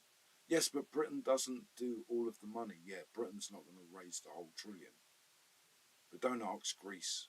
Imagine that Greece now have got this new debt of 85 billion in this trillion pot. Imagine, they're broke as it is, and now they've been forfeited another bill of somewhere in the region of 100 billion to Ukraine. Ukraine tax. As I explained earlier in other videos, how in the when you watch World War II and the build up to World War II, they always talk about how, you know, how the German soldier guys were really good at winning the election, how they did it to win the election. In this, it's not winning the election, although they had to go through this. In this, it was to usurp the West, to use the war. Oh, we've got a war and it's so painful, help us. To the point now where people on Times Radio are now saying that British soldiers should actually be trained by the Ukrainians. What does that tell you? As what I said months ago, that Ukraine are now in charge of Europe. They're in charge of Britain. They're in charge of America, although Donald Trump had the opt-out. What it is Ukraine are still in charge of America, but Donald Trump believes that, you know, getting the cash is better than having the weapons, which is what's happening. Some people have already talked about it, the idea that, you know, you're allowing, you know, the Ukrainians to have, you know, missiles that they can put nukes in and they can fire them whenever they want without any consent from anywhere else. That means they're in charge of America, in charge of Britain, in charge of Europe, in charge of the West. The success of the Ukrainians was not to fight the Russians, but to usurp the West, and they've done it in stages. Now you've got, well, I'm a military expert, and I'll tell you that I think that Ukrainians should be training British soldiers, where last year it was the other way around. No, it's not that anymore. They're now better than British soldiers. So why can you say on one hand that British soldiers are the best soldiers in the world? How can they be if they're now being trained by Ukrainians? It's all lies, or it's all truths, or it's all lies. But the only thing that we can see is that they're still losing the war, which is what it was with NATO. Every single time there was a major defeat by Russia on Ukraine, then NATO decides to give them. Do you remember the Abraham tanks? Do you remember that? Don't hear about it anymore. Well, we've got these vehicles, and they've moved the vehicles over there. We don't know what's happened to the vehicles. That's Abraham tanks are vehicles now, yeah, in this war. Abraham's tanks are just vehicles now in this war. But when they were given to Ukraine, they were supposed to be, you know, the best thing in the world. What is it? Storm Shadows. They gave them all the Storm Shadows, and they run out. That's why they want the Tomahawks, because they've run out of Storm Shadows and everything else.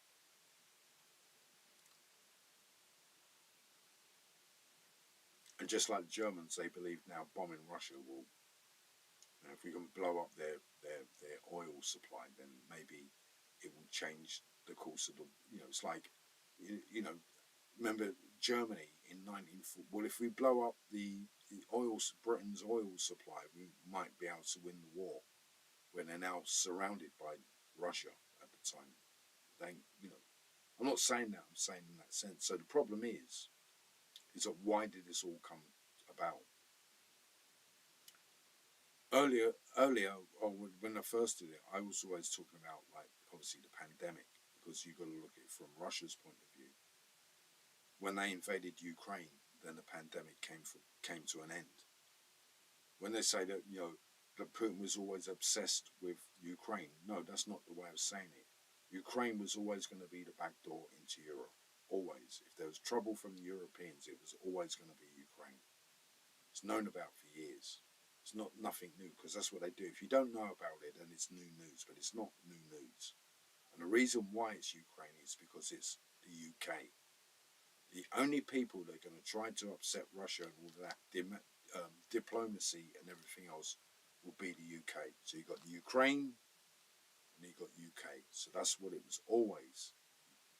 If people done a deep six on that, they would find comments from 20 years ago, before 2014, that talk about that everybody knew that Ukraine was Russia's back door into Europe. They all knew it. And then they used it. And when they did, the pandemic came to an end. Now they want lockdown again. You know, in Britain, these, you know, certain MPs are begging. They're crying, oh, can't we have lockdown, please?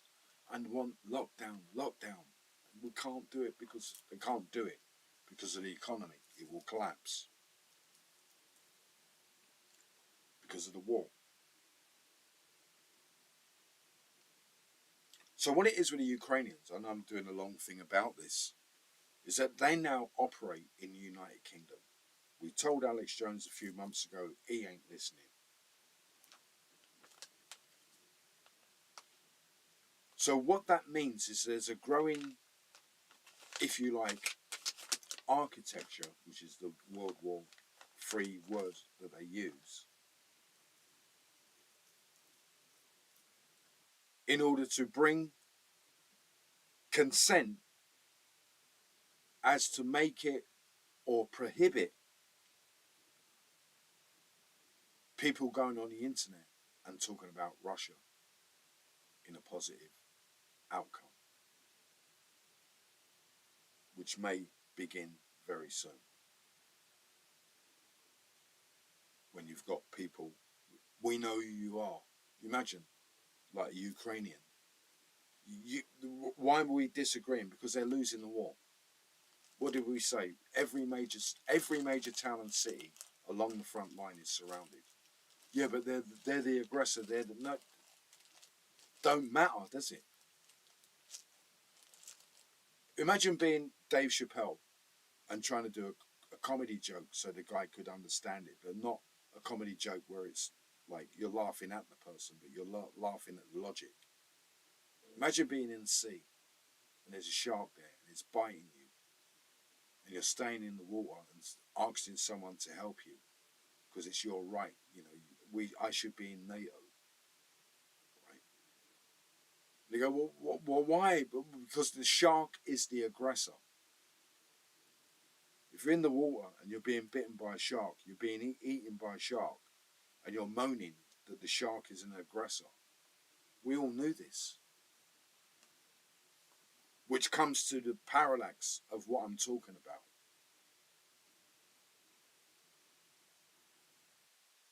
The reason why America have nuclear weapons. That's why America have nuclear weapons.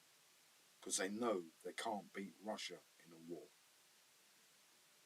If America could beat Russia in a war, they would have beat Russia in 1960 or 1950 or 1970 or whenever it was they were going to beat Russia. Because America cannot beat Russia in a war is the reason why America have nuclear weapons. They know they can't beat Russia. If they fight Russia, they're going to lose, or they're in the position of losing.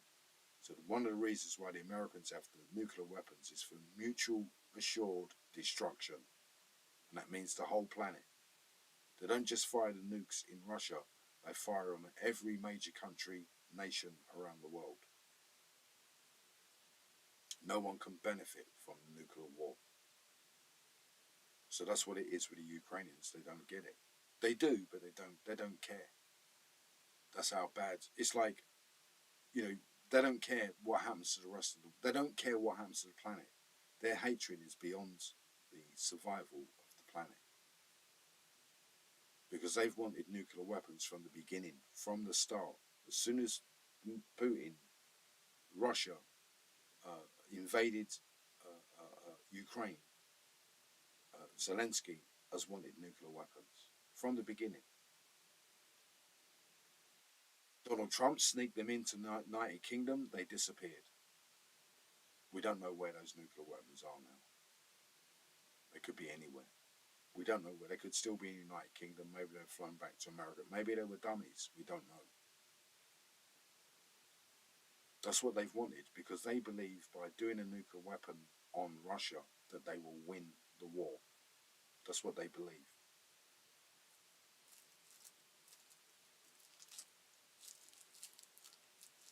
It's an idiosyncratic point of view that sometimes you get from, when you, let's say you got a country called, Palgrimo, and there's another country beside it called Palgrina. The Palgrina people are like the underdogs, and one of the reasons why they're the underdogs is sometimes their logic is a bit haywire, and that's what it is with the Ukrainians. They're so, if you like, gone on the hatred. They believe that nuking Russia means that they will win the war. That's what they believe. We nuke Russia. And you imagine someone from Sky News saying that if Russia nuke the Ukrainian troops, we will nuke Moscow. They're so far gone down the line, it's terrible.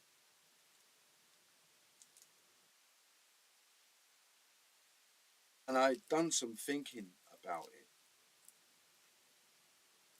And the only conclusion that I could come up with is that it's media led.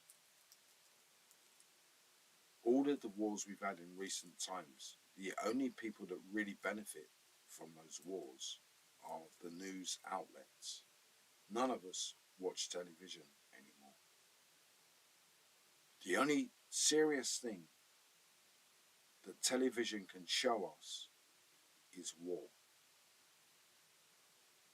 Now I remember seeing someone in Leicester Square. There was a Sylvester Stallone movie, and there was a cameraman waiting to take photographs of the celebrities. And he told me a story about it. How businesses get together, lend money from banks, get together, hire mercenaries to go into other countries to destabilize it without being caught. And as they're doing that, they then start to buy up all these things that the military need in case of war, like zips, shoelaces, rubber, all these different things you don't realize, tin. They start buying it all. Now the government want it, and just before they want it, they put the prices up.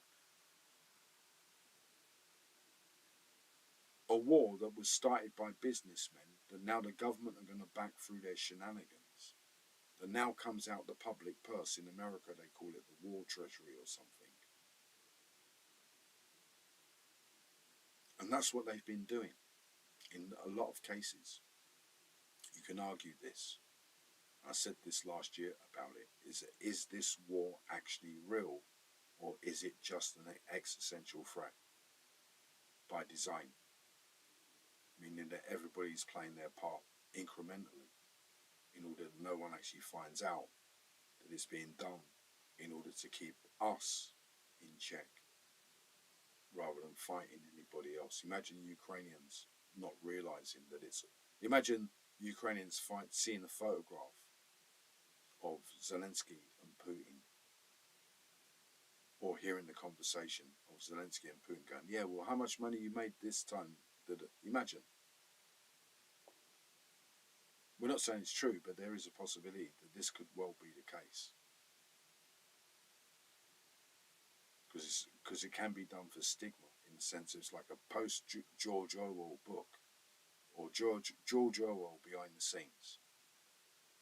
Like when you look at Russia, and Russia are winning, so the people in Russia, they walk around, yeah, we're winning. When they look in the news, they're winning. They feel good. They feel confident. They feel good. And in the West, we feel doubt. We feel like inadequate. We've got no army. We're toothless. We're this. And maybe it's by design. They want us to be even more toothless than what we are. And what it is, surprise, surprise, just as it was in the Gulf Wars, you notice that the British government don't want these wars to end. Oh no, don't end the wars. Hint, hint. Keir Starmer, oh no, no, no, no, don't end the wars. Oh no, no, no, no. Do you remember the Gulf War? He's been interviewed.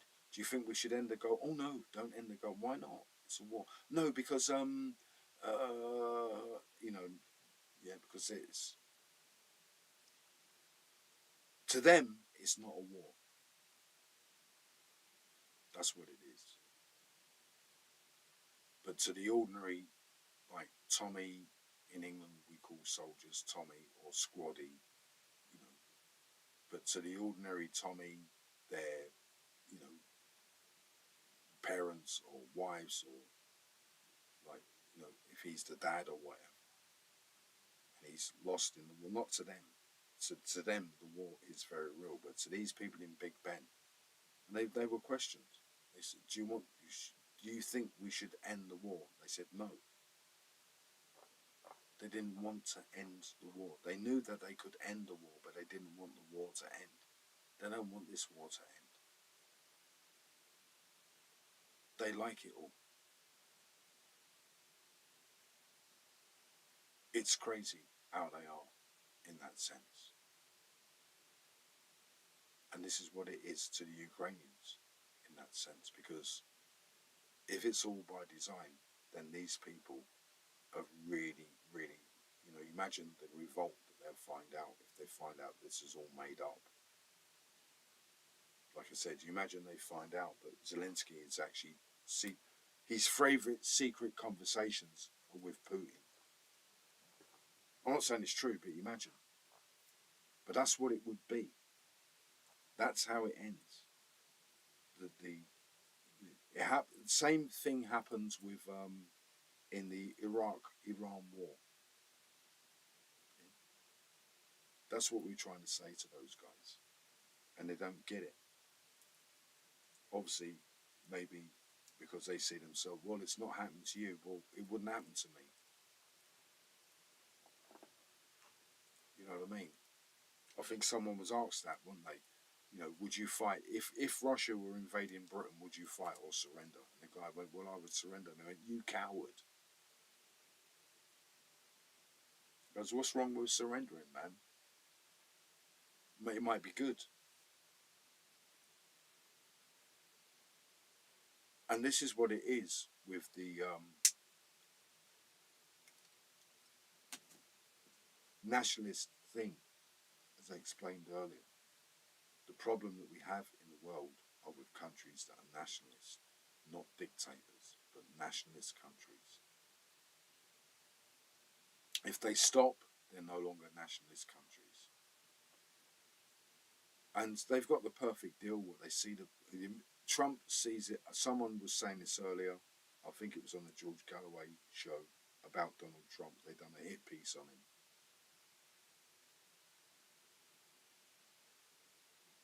Trump doesn't drink. He doesn't smoke. He's addicted to money. They bought him off easy because I've actually saw it. Guess what I saw?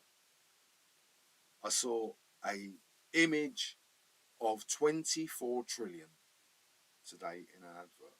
Da-da-da-da. We've got derivatives of 24 trillion. What did I say? The grand number is 770 trillion.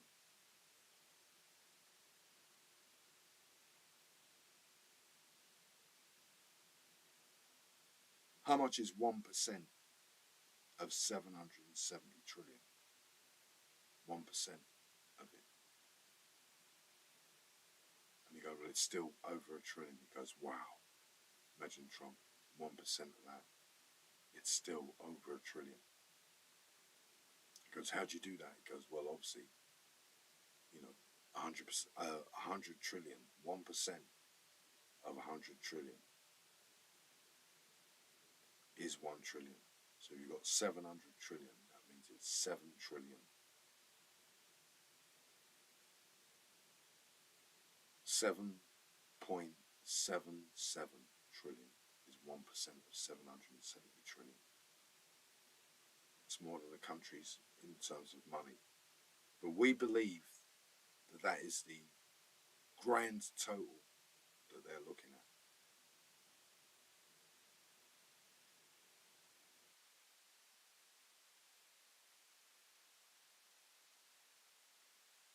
What they believe. They believe that's how much they believe it's going to cost to fight this war.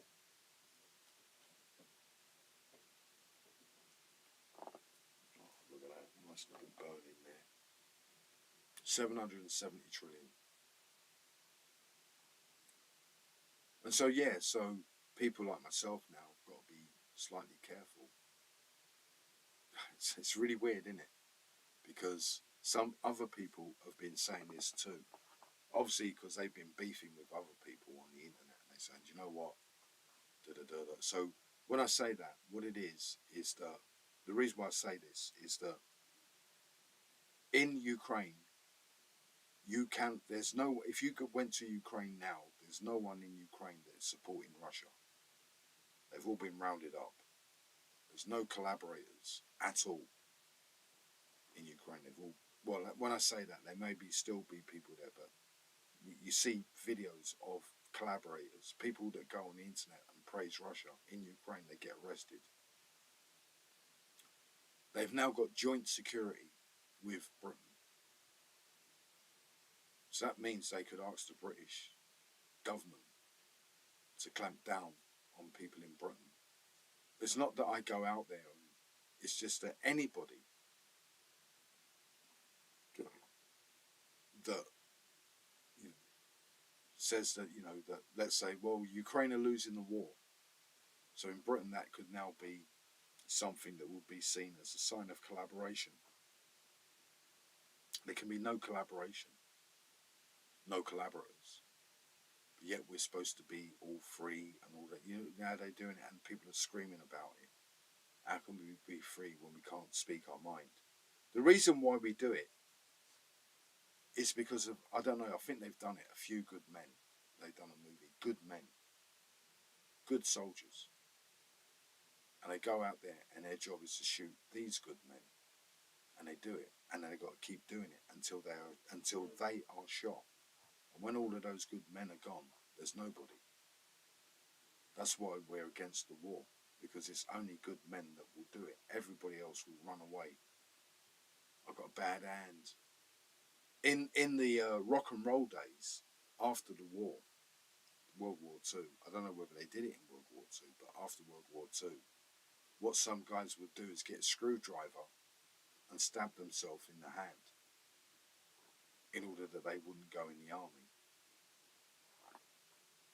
because we still had national service in Britain. And then you've got these politicians that send them out there and come up with these grand schemes and tell you what they believe that is going to happen in the war, and it doesn't happen. Like Tobias Elwood, and he gets interviewed and they're saying, well, they're not, what do you mean they're not doing well? This is appeasement, appeasement, appeasement, everything is appeasement. So his logic of this war being appeasement meaning that we're not doing enough, means that during World War I, he would never have signed the armistice, because he would have seen World War I as being appeasement. We weren't putting enough men in, but the reason why the armistice went ahead is the forecast. They agreed that Britain could possibly end up winning the war. They agreed. That's probably the reason why, well, I think the reason why Germany paid reparations, because they kind of started the war. But they kind of agreed that, Britain, that the forecast would be that Britain with America could end up winning the war. But when they looked at the price of the amount of soldiers that it would take, it was beyond people's imagination in 1918. Most people in England didn't know what a million was. They thought it was spaghetti, probably, in those days. They had no idea, no comprehension, really. They could understand it. It would be 1,000.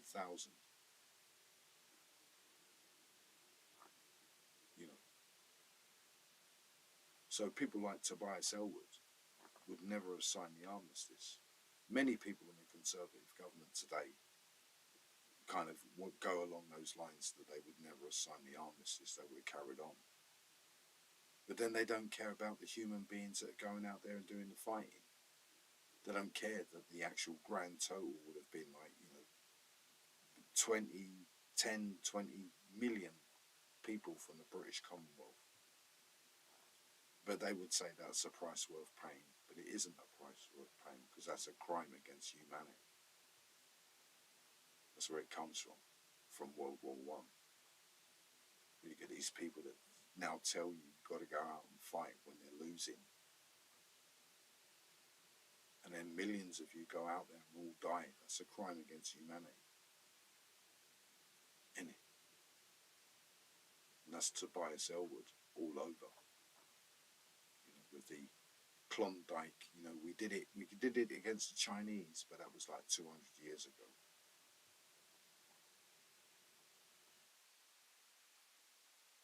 And then you realise, what happened in Israel recently when they had the war against Iran. The same thing happened. It was the overreach. We're going to win this really easily, bigly. And day after day, when Tel Aviv was being shelled, you really began to feel sorry for the people out there, because they were now defenceless. There's nothing that they could do to stop those missiles coming in. But for years and years and years, they believed it. And that's what it is with NATO. It's derelict. It's NATO is not NATO. NATO is America. It's rusty. It was there because it's there. And you see, you imagine the embarrassment of the Europeans, including Britain, where you had even Thatcher and all these people, Thatchers and Blairs, all these people. And we're going to raise money by doing this and we'll be rich. And they weren't raising money. What they were doing is not paying the Americans. Offsetting the funds that were supposed to be going to America to offset a new deal that they were doing. They did it for years. So NATO is just a shell in Europe. And NATO, as NATO, is America. And that's what it is. Scott Ritter has said it. Colonel Douglas McGregor has said it. One of the reasons why the war is so slow is because Russia are waiting for NATO. They're not showing up. Because there is no NATO. It's America. And all these countries, even Britain, all these shenanigans that Britain are doing, we can't do anything unless we have guarantees from America.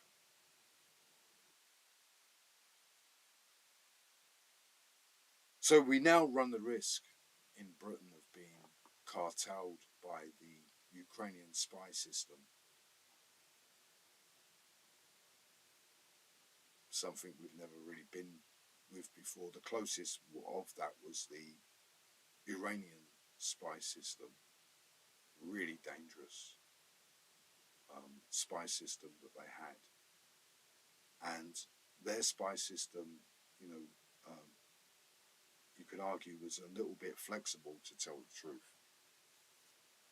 But I don't think the Ukrainian spy system is going to be flexible, because they can't tolerate collaborate what they see as collaborators. Anybody that says that Russia are winning is seen by them as collaborators. And now they've got jurisdiction. We don't, but they have. They've probably got jurisdiction.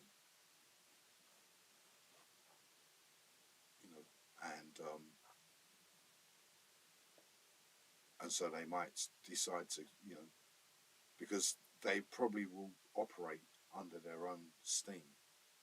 All they need is they just need the equipment here, the databases, the CCT camera authority, the MI5 scanning checks.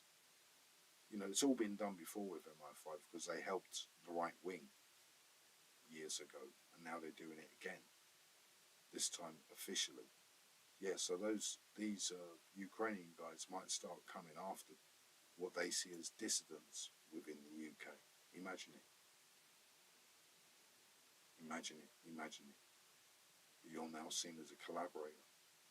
Even though, and this is the thing about it, as I was saying to people like Melanie Phillips, that's what starts happening in war. What we saw in Germany is probably inevitable in all major wars. Maybe not done in the same way, but it'll be the same thing. Yeah.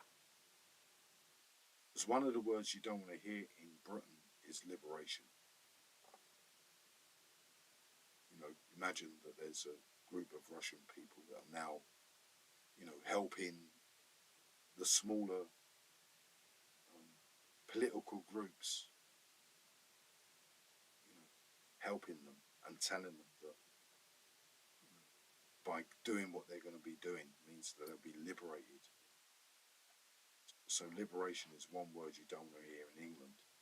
So what it is that any form of collaboration may start to be stamped out here, and it could be, you know, insisted on by the Ukrainians because they now have got joint intelligence and everything, which kind of comes into my last thing because I'm not going to be here all night because I've got to be up tomorrow. Goes back to George Galloway, because George Galloway is the only person that's talking about this apart from myself. And that, I said it earlier about Keir Starmer. The raise £1 million, then he got rid of the foreign aid, then it was the pensions. I don't believe you. Well, no one has got a pension for 100 years. And George Galloway and myself are actually saying, you know, has he been Epsteined is one of the words they use now. Many years ago, they had another word called Rackman. You know, you'd be arrested for Rackmanism. So now they got a new one. Has he been Epsteined? You know, whatever. Was it too much Grinder? You know, because remember when he got attacked, it was all Grinder people. But then he raised $1 trillion for Zelensky.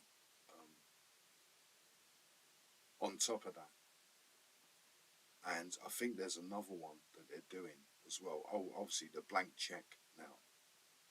So first of all, it started off with raising £1 million. Then it was the foreign aid. Then it was the pensions. All kicked down the road. They're borrowing money and not telling us, because what it is if they're working with the press, then the only time we're going to find out if they're borrowing money is if the press tell us. So if the press don't tell us, we don't know how much money they're borrowing. Whether we've gone into monetary funds, and they won't say anything because that's what happened in World War II. When Germany were losing, they started lying about winning the war until people realised they were losing the war, and they could only realise that until Berlin. It took Berlin to be surrounded before German people realised they were losing the war. But that didn't stop them fighting. They were told that if they carried on fighting, they would still win. So Keir Starmer has done all of this, and in recent times he's now bringing in the ID system, which is interment, corporate interment, very, very quickly. And you've got to say to yourself, because you look at all the Labour people that have left Labour, the only person that's left that I know is Harriet Harman. You've got to say to yourself, has Keir Starmer, or is Keir Starmer a puppet leader? Because he's given away everything that the country has, all the money, and now he's going to imprison us all by giving us the ID. The other people, they won't need ID. I'm pretty sure there'll be people that will be exempt, like vegans. Do you remember during the pandemic and vegans were exempt? They're not super spreaders. Imagine going to the Australians and that, going, hey, super spreader, take your foot off the thing. You go, I'm vegan. Oh, I'm sorry, Bruce, you're all right. You're not a super spreader. You don't even need an injection or mask, Bruce. Oh, thank you. So there'll be people that will be begging for themselves to be exempt of something, or there will be people that will be exempt and they won't do anything about it. It's a form of internment. It's a panic reaction in some cases, because this is what it is. Because imagine that we are losing the war. Let's say that we are losing the war and they know now. Oh, but we can rely on America. Yeah, America have got a lot of jets. They've got loads of jets. But they can't fly those jets all the way over to Russia. They've got to send their aircraft carriers over there, and they've got to fly the jets over to Europe and then fly them from Europe into Russia. They've got a lot of jets. They can do a lot of things. It would be a really big war. But then America would be left vulnerable. The other thing that Russia said as well is if they are losing the war, well, then they'll obviously revert to using nukes. And that would be World War III. And then the whole cycle goes round again. And that's what I'm trying to say about this, about it being an existential threat. Well, it is an existential threat. It means that you're creating the fear and the threat in order to control us. It's what we said to George Galloway about it and the other people when they said they wanted to take soldiers, British soldiers, into Ukraine. If they did, yeah, they want to do it, but they don't want to do it because they want to send the soldiers there. They want to do it because now they can implement martial law. So what it is the ID system is internment and the very first stages of martial law. We're living in the most gaga situation that we could ever live in. I believe at this particular point. And I believe, to a certain point that it's media led. It's not the government, it's the media. It's private businesses, corporate people that get together, lend money, go to a bank and lend X, Y, Z money, and then create the atmosphere in order to make more money for themselves. And they know, let's say that they decide to do something and it's another germ thing. What are they going to do? They're going to start investing all their money into tissues and toilet paper again. This time they'll get it because they never did it last time. That's what they do. It's the same thing with war. It's war. The Russians said it, but they didn't have the word for it in 1840 or 1870. War profiteering. Creating war for money. That's what it is. And they're all doing it. And if it's existential, and you look in Russia, Russia are winning the war. So when you see Russian people, they're all positive. They know what they're doing. We're winning the war. The economy's biting a bit, but that don't matter. We'll produce more. And in the West, it's sulky me. We're inadequate. We're so useless we can't even pick up a gun without some health and safety measure. Woe is me. And that's exactly. And they're taking all the money away. And they're taking away your. They're interning you. If they all wanted us to have digital ID, they could have went around it a much better way. But it's not because of, but that would have been, we would have got the digital ID for a different reason. They need, so what it is that some people have commentated on this. I don't know whether they may have done. So what it means is by default, if you haven't got your ID on you, then potentially every single person in Britain could be potentially a migrant. That's what they're going to be doing. That's why they've done it. They're the kind of laws that they've introduced. And the reason why they're doing it is to try and cut down on illegal work. That's the reason why they're doing it. Although they've got all the measures in place to cut down on illegal work as it is. So this is Labour taking on the whole country knowing that the country is so weak. Yeah, when I mean weak, I don't mean weak in terms of physical weak, but weak in terms of it hasn't got the strength to overturn this ID scheme. It hasn't got the power. If they tried it anywhere else, the government would have redacted it already. By now, it would have been finished. Okay, we're not going to do it. Because it's here, they'll be able to do it. And when they do it, then other countries will be obliged to do it as well. That's what it is with Britain. And the people in Britain, the guys in the pub and all of that, they go, well, I hate Russia. If you hate Russia, then take your mates out there and sort them out. I ain't going to do that. Well, then stop moaning about it. Oh, you want some other guy to do it? Oh, well, then that's up to you, mate. If you want to get someone else to do it, but they're going to have the same problem. You ain't going to find any crowd that are going to take these guys on to tell the truth. So what is it you don't like about them? What is because they can do you? Is that what it is? And you don't like it? I don't know.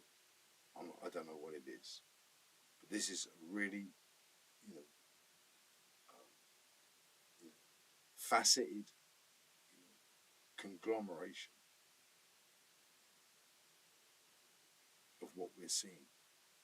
4 years, and every single photograph and picture that you see from Ukraine is Ukraine losing, and they're telling you that we're winning the war. You look at the map, and all the major cities and towns along the front line are now surrounded.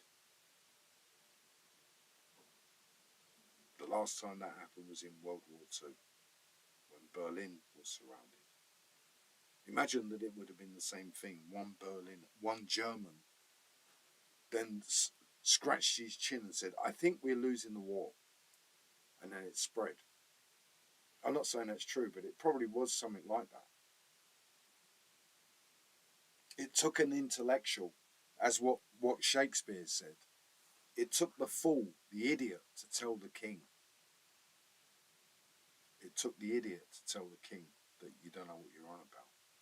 It took one person to tell the Germans that they didn't realise that they were losing the war. The propaganda was that. Imagine London being surrounded by Russians, and yet LBC going, but of course we're going to win. We just need every single Londoner to be armed. And once we punch through the Russian line, they will capitulate. And everyone and everybody agreeing to it. That is how strong the propaganda was in Germany.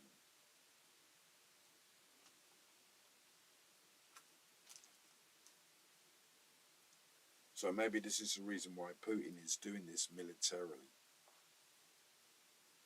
It's to physically show you something on the battlefield. When you look south of Chasiv Yar and into Pavlovsk, it really does seem as though the foreign fighters, infantry foreign fighters, are fighting there. And when you go further north to not Chasiv Yar, but east of not Chasiv Yar, Kupiansk, east of Kupiansk, on the other side of the river or the water system, I believe that's where they're using the missiles. So you've got two wars. You've got an infantry, or maybe three wars. You've got infantry war, drone war, and a missile war. But yet they're not. Yet it's not World War III.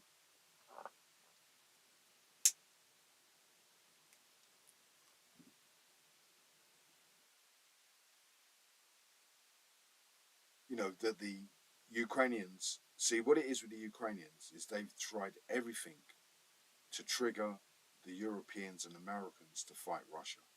They've tried everything. Now they've got their hands on Tomahawk missiles, apparently, that they can use independently, apparently. They could put nukes in them.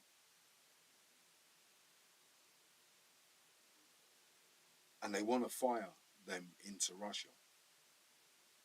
And they don't care about it, because if Russia fire back, that means they're now obliged to fire back at Poland and all these other countries. This is what Ukraine want. They want the rest of the world to fight Russia, to start World War III. They want World War III, and they believe that if World War III takes place, then they will win. It's you know, that is insanity. Nobody wins when it's World War III, but that's what they believe.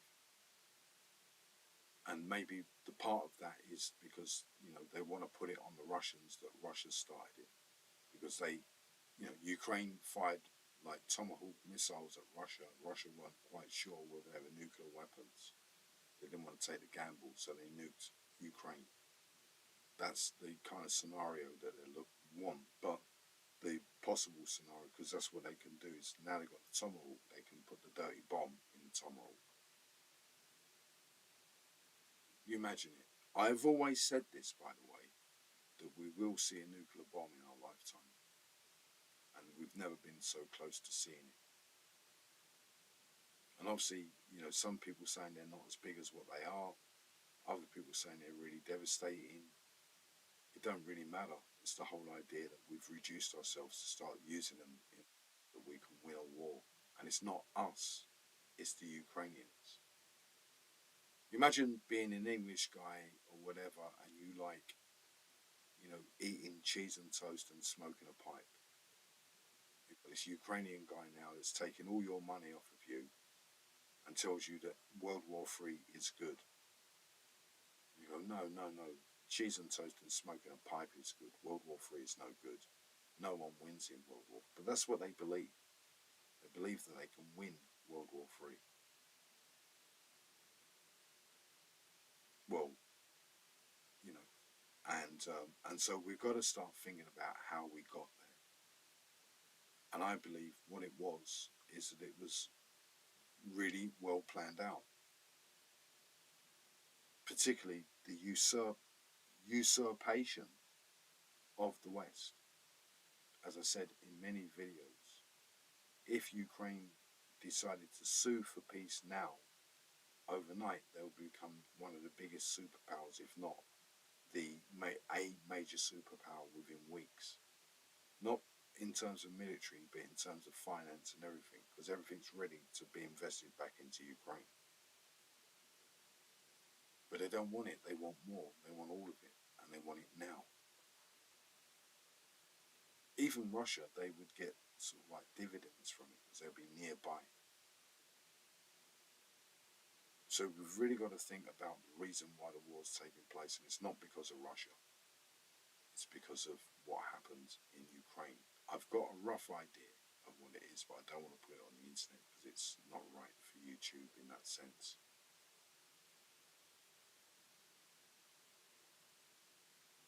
And that's what we've got to start thinking about.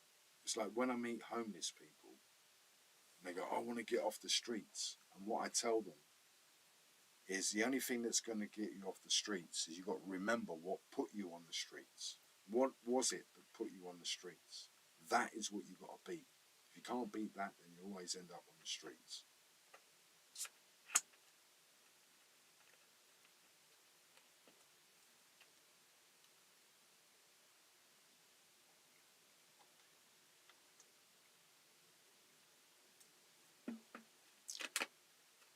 This is good, it is.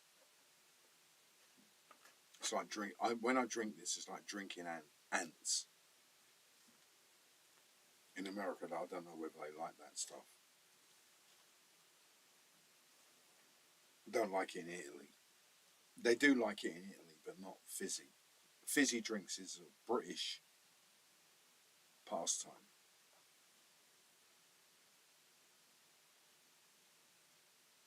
So that's what we think when we see the videos, and you've got to listen to these intellectual people saying, what we need air control, and after we get air control, then we can start bombing them, and when we start bombing them, then we'll win.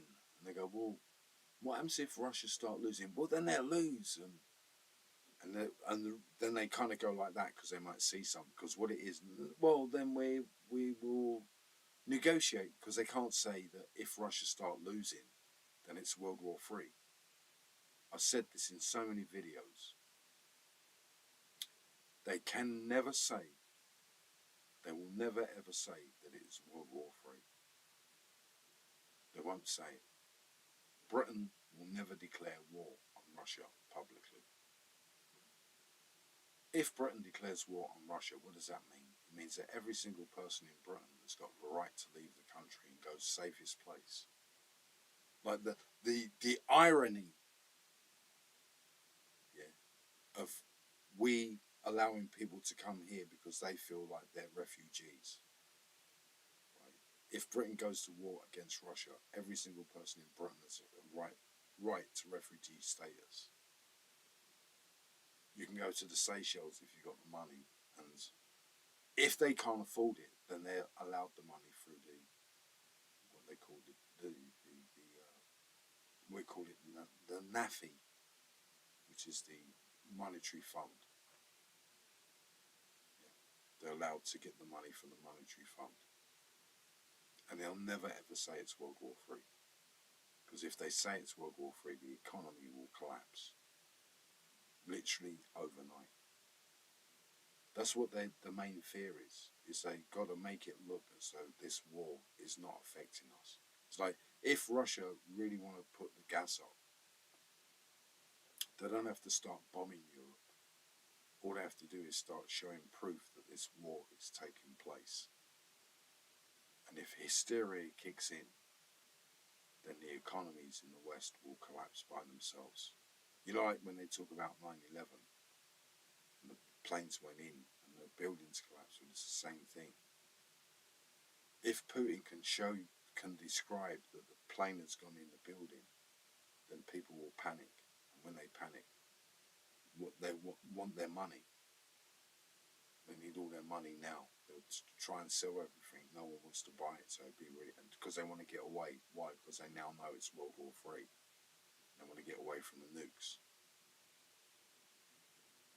That's why they can't kind of, when you listen to LBC, if it was anybody else, they go, yes, well then we'll go to war with them. But they can't say that, because that means it's World War III. The Ukrainians, they want World War III. They believe that they can win World War III. How batty and not barbarian, but how batty. When I mean batty, I mean literally, like, in a sense, not batterous, but wacky. How whacked out is that? That someone that they believe that they can win World War III. But what it is about World War III, you cannot tell us. You can have World War III, but we're not allowed to find out. Because if we find out it's World War III, then we'll run to the hills. And this is really kind of complex me today, because you run the risk of Ukrainian spies now, tracking you down. Like, it's not they got to fly to Ukraine to get you, they're here. The only time that it happened in that sense, similarly, although it was dangerous, but I don't think as dangerous as this, was with the Iranian spy system that came over. They were, obviously mucking about on purpose. Didn't do anything bad, but it was, oh, really? Oh, I'm so sorry. The Ukrainians, not the Ukrainians, the Iranians. So we haven't seen anything like it since then. But these guys are going to be worse, because they're sinister, these Ukrainians. And what I mean sinister, because collaboration is outlawed where they are. Can't have collaborators. They have to be interned or locked up. And it's not that I am a collaborator. What it is like anybody.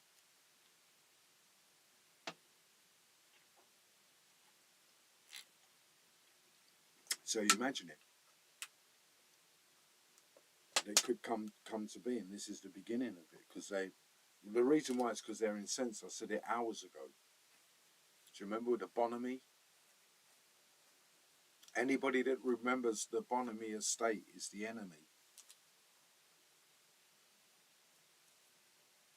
Because they remember life before a particular threshold. They remember life when things like that would never happen. They remember life when governments would never do that, or whatever it is. We never lived in a political minefield. Those that remember life before 1999 now must be watched. Because I remember life before 9/11 and all of that, before we had all of this.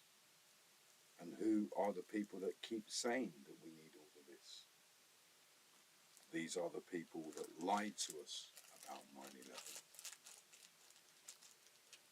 The truthers. When you say truthers, there are two. The truthers are real people. They're the real people that were trying to find answers. The other truthers are these, people that work in business and all of that came along and said that they were the real truthers. They weren't the real truthers. They were the people that caused it.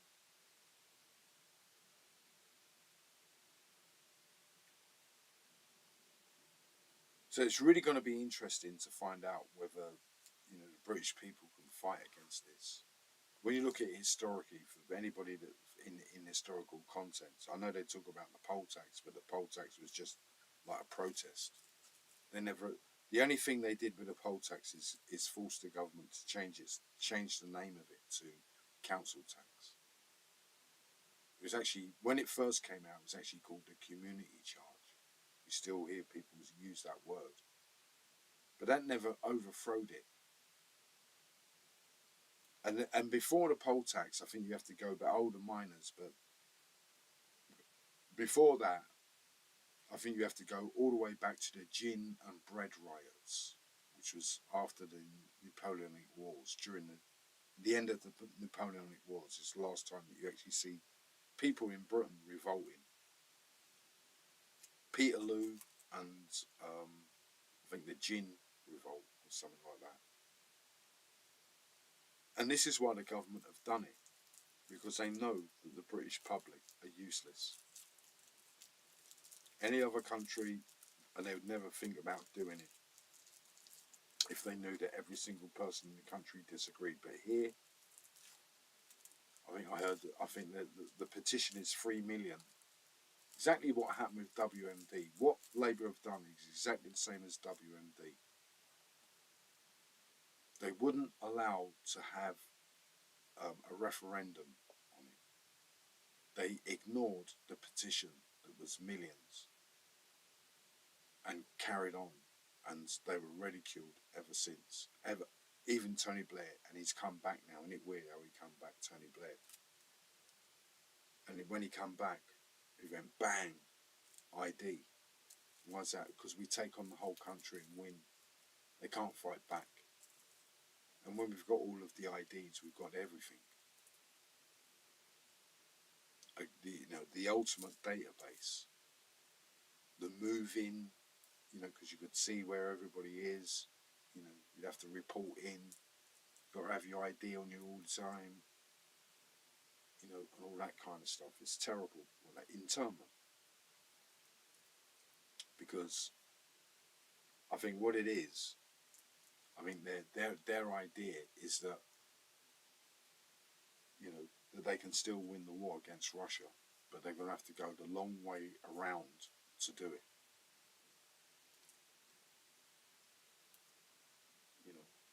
Which would be, I don't know what it would be with Blair. It can't be legal because, the Russians aren't going to listen to legal president. It's going to have to be something else. It'll be a symbiosis. But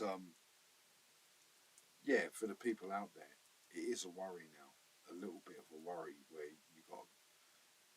When I say that, and you got to meet them You know, and you meet the spy, because I don't go anywhere, so they know where I am. So then you know that they're Ukrainian spies, and they found you, and they, you know, they might want to assassinate you, or have you arrested, or put you under MK Ultra, disable you, maybe rob you, whatever it is. There's no documents here that they could ever have. That,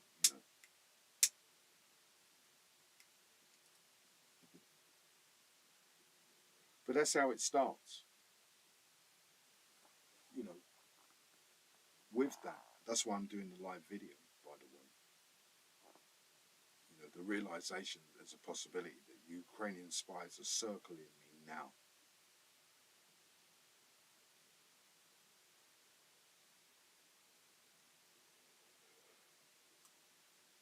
I just hope that the other agencies start spotting it. Which could happen, because again, you do the movie, you've got all these Ukrainians circling around your house, and you're there, and you're slightly petrified, but confident and petrified, and then you realise, and you see the movie, and there's a noise. Ukrainians don't know who it is, and it's another guy, another spy from another country who's now watching them, and they want to find out why. And now they realise there was a leak at MI5. MI5 tipped them off, so now they're being watched by another agency.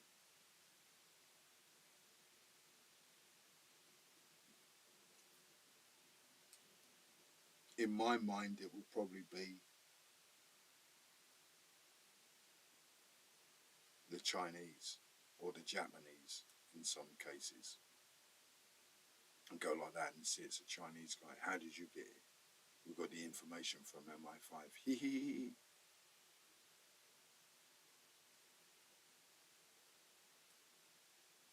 And that's simply because they can't beat old money, right? In the James Bond movie, because that's what I was saying, I don't know whether I said it earlier on, you got all these people that have now taken over from nowhere.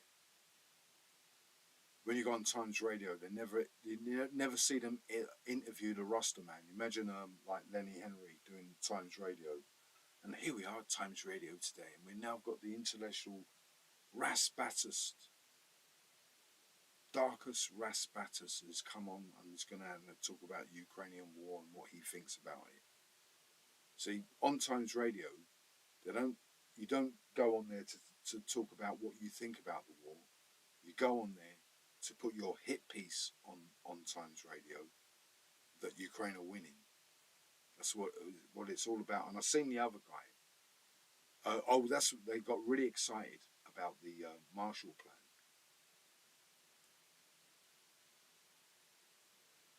Because it's a bad move by the Americans, by the way. The Ukrainians were telling them this, by the way, that the real treasure in war are your soldiers. When you go to Geneva Convention or whatever it is, and they look at the price, it's not paper money, it's soldiers. So Trump is being given paper money, and the Ukrainians have now got more weapons than Britain or France. And then maybe one day, America.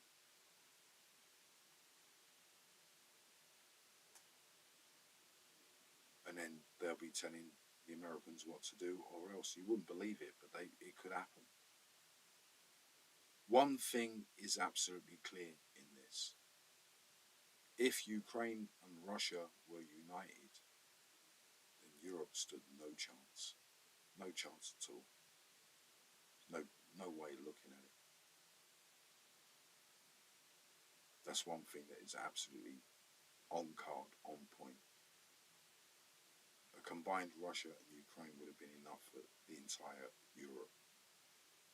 And it is something that was even in the billion-dollar brain. It was the blueprint even in the billion-dollar brain of the West to usurp an Eastern Russian satellite country and then turn that country against Russia is the only way that they believe that they could beat Russia. And it hasn't worked so far. It hasn't worked. And I don't think it can, because it's World War III or bust. It's quite clear if Russia. They were talking about, well, we need to bomb Russia. Well, yeah, I know that, but we need to bomb all of their oil.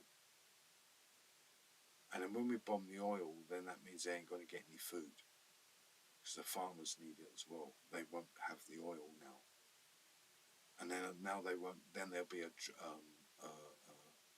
famine, and this will beat them, and they will have to surrender. This is how they're talking about what they need to do to Russia. So obviously, if you're in a country now where all your oil has been blown up, your people are now starving, what are you going to do? Surrender? Or give them a taste of some of that nuclear stuff that you've had? You know what I mean? And that will be the beginning of what we should never see, but we may see it. I said this for years. We may see a nuclear bomb in our lifetime. Nobody wants to wish it, but everybody kind of wants to, well, what would happen? Kind of the curiosity of human nature. And as it stands, as I said, I'm going to finish off now, because obviously I can go for hours. It's the same as World War II. Firing loads of V1s into London wasn't going to change the outcome of the war by then. It's just an act of defiance, an act of hatred, or an act of da-da-da-da against the West. So the same thing, firing missiles into Russia is not going to change the battlefront. They think it may do, but then they forget that then, Russia are waiting for NATO. Now you're starting to use full-blown NATO equipment. This is what they've been waiting for. Scott McGregor has been saying it. Colonel Douglas McGregor's been saying it. Scott Ritter's been saying it. And so the madness, because it's Russia, isn't it? For years and years and years, they've had a Cold War against Russia. They've done splinters or whatever it was, shreds or whatever it was in the 1980s in Britain, where the whole idea about World War III was that if Russia gives in the play, Russia give Iran nuclear weapons. They're trying to hand them over, and by doing so, the West instantly go to war against Russia and Iran. Where they send loads of troops down there, and there's like a standoff, like a volley, fighting. And then what happens is, because again, strategically, the West start losing, so they fire a nuclear bomb at the Russian army, and then immediately the Russians then start nuking Britain, which is what it's all about in the thing. And this is the mad thing about Ukrainians. That's why I keep saying it. I shouldn't keep saying it, but they believe that they can win World War III. They don't care about what happens to Britain or anybody else. All they care about is that Russia loses in their dreams, in their rent. I don't know how the guys say, rent free in their brain.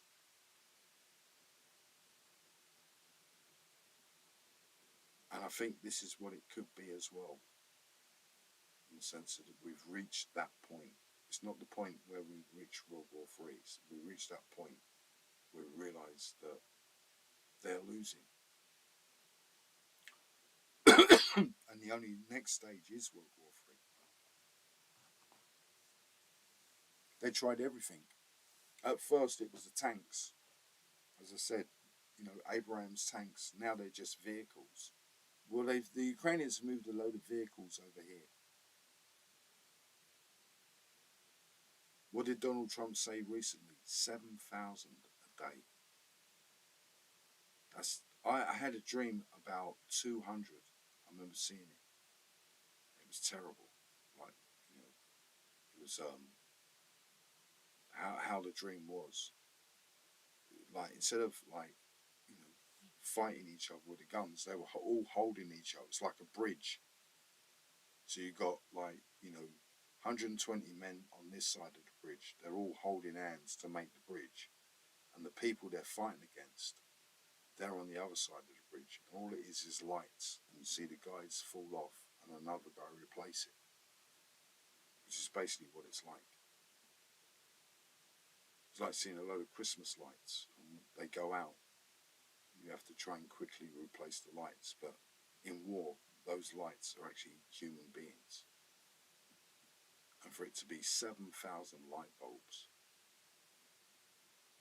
it's just like, that's World War, I think World War II was 3,000.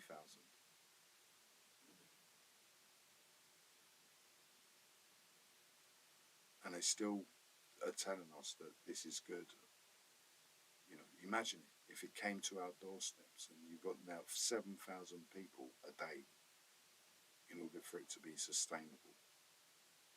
That's insanity. So what it is, we've got to find out why, or who, what, why, or whatever it is. This went ahead, and it's got nothing to do about Russia invading. It's got everything to do about what happens out there. What I should say is I should just rewind it, but then say it in the same way. The whole reason why this is taking place is because of what happened in Ukraine around about 2014. That's why it's taking place. And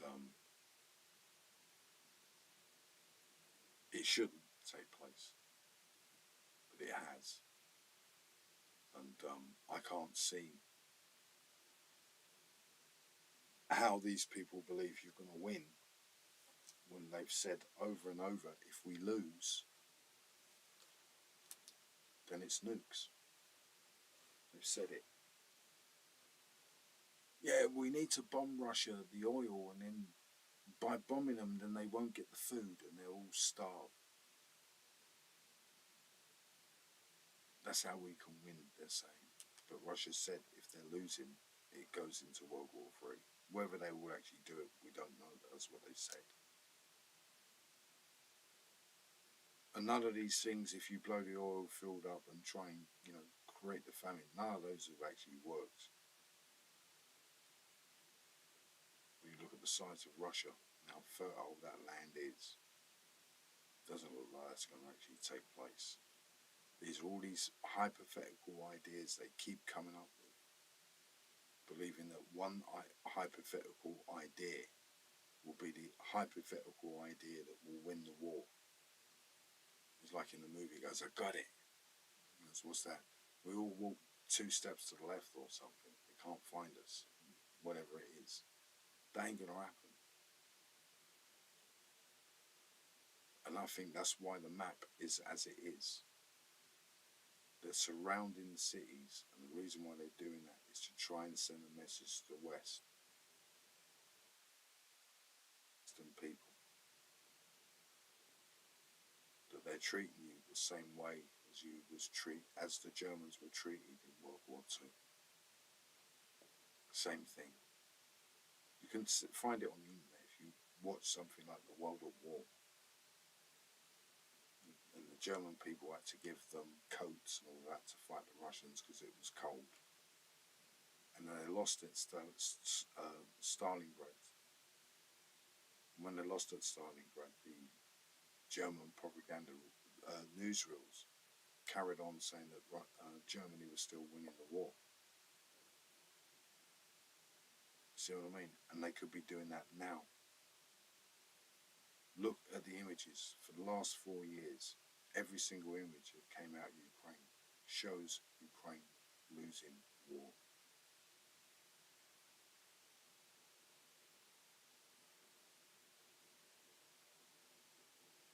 And it's like crazy. That it's like, that they believe they can win. It's not believing they can win. It's because they're nationalised. The hatred of Russia. Because what it would be, if they beat Russia, then what's next? Or they give up? No, they want to take up. They want to become the major superpower because of their nationalism. If they beat Russia, they would be the most powerful country that ever lived. More powerful than America if they beat Russia. But I don't think it's going to happen. I can't see it happening. There's nothing there to say that it's going to take place. Everything's there to say that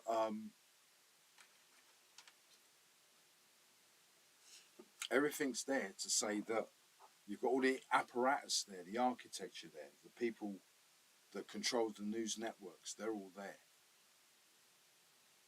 But the reality of it is I can't see it happening. But I can't see how the Ukrainian thing ends. And I think the only way that it ends is in a kind of very inevitable way.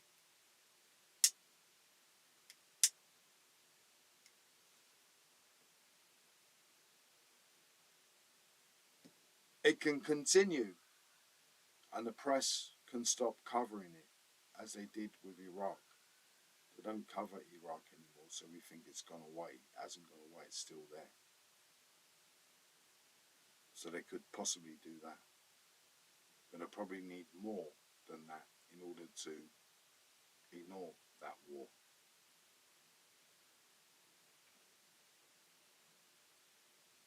But yeah, finishing off on that, guys, no one came in the room. I'm just going to see how many views I got. I'm just going to check my stats here. What's the time? Yeah, it's a good time. It's just gone midnight. I've got to be up tomorrow.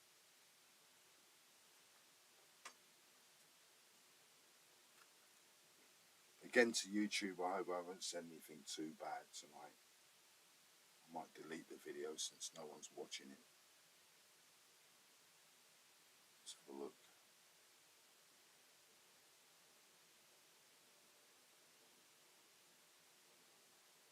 Just checking the stats, 9 views.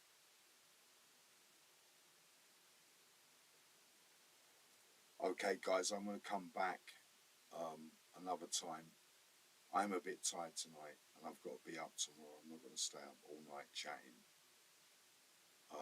I might go on StreamYard as well, find out whether someone wants to join me. And anyway, till then, guys, really I should think of I don't know what to say. So no one's been watching for the last 2 hours. Something. There was like a few people come in and walked out. Okay, guys. I'm trying to think of a really nice way. Let me finish off on this. So what it is that we're not really against the Ukrainian people. Really feel sorry for them, especially if it's a existential threat. That means they're being used really badly. They believe that this war is real and it ain't real. They're just doing it for money. And then the Ukrainian guys are giving all these everything, power, whatever. But what it is the people here are making even more money than that, more power. And at the end of the day, they can just turn the lights off as they did in Libya, as they did in Iraq, and maybe possibly, and Afghanistan. Don't forget that. They were there for ages.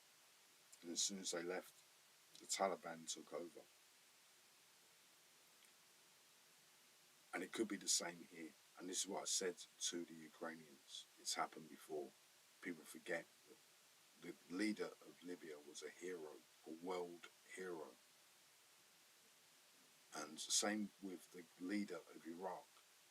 You had people over here that used to celebrate him. And all celebrate him. And then they said he had WMD when it was Margaret Thatcher that had the WMD. It wasn't chemicals in that, it was a super gun. You can find it on the internet. That's how close the leader of Iraq was to Britain.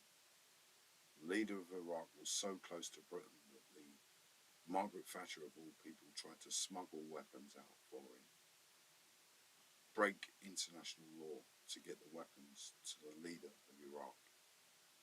That's how far up the chimney we were with him. He was seen as a hero. You'd see people like, kind of dancing, the Iraqi guys. Dirt.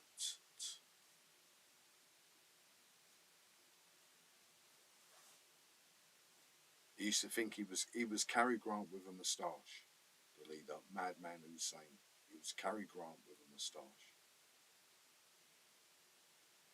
and it all went wrong. And in the end, it turned out to be really. He tried to start World War III, and it failed. The Americans found a way of avoiding being fought. It was overlooked. It couldn't be seen. You couldn't see it on the board. It was an impossibility for it to take place, and it took place. And that's what we're saying to Ukrainians. We've had leaders before that bring peace to the world and whatever. All the, hee haw, and then we turned against them. And the reason why is because of power and money. In many cases, so it could happen here.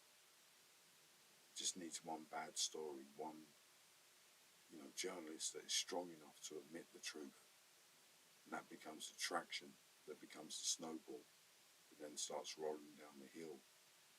Then we start realizing what we're really doing. But the big problem is that with the George Galloway people, is that who is Starmer? Is Starmer an actual plant? He's given away all of our money, and now he's put us all in prison. And we haven't, we moan. I know people are saying we should do more, because more would be a revolution type thing, insurrection kind of thing. We don't know what to do against these people, but it is an open goal. If anybody can get 5 million votes, they're in a big way, bigly. And this is what they're petrified about. They know this. So by interning people means that they can start the very first stages. Same as with lockdown. Remember? We just ask you this one thing, and so they get the one thing, and then it escalates from there. And it would possibly, for people that, we're not saying it's true, but for people that would want to,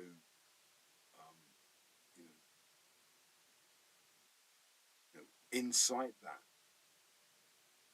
as we said to people like Melanie Phillips, is the fluctuation in the graph of Ukraine losing the war and more martial law being imposed here. It should match, meaning that if Ukraine start losing really, really badly, bigly or badly, then the status quo here will become more martial law-esque, Stasi-esque even perhaps. Because if Ukraine start losing, they're terrified. Because it could be, and it could be Poland next or something. Well, yeah, it could well be. It could well be. And after Poland, it could be Germany. Well, it could well be. And after Germany, it could be France. Well, it could well be. And after Germany, it could be us. Well, it could well be, because that's part of their manifesto.